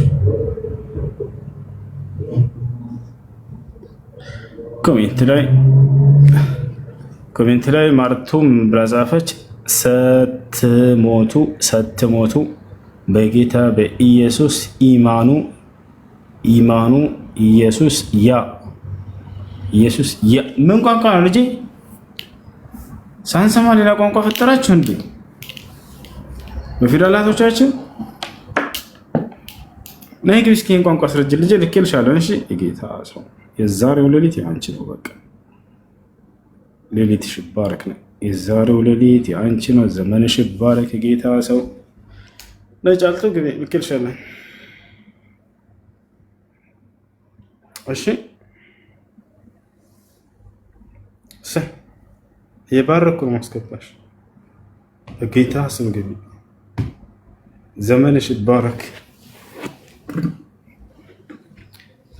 አትገባም። በቃቸው። እሺ መልካም ጊዜ ይሁንላችሁ ሁላችሁም።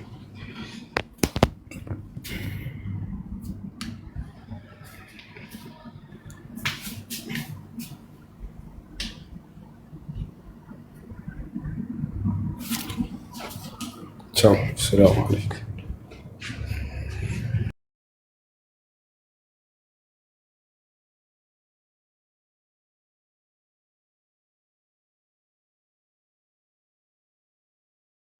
Actually, Alex.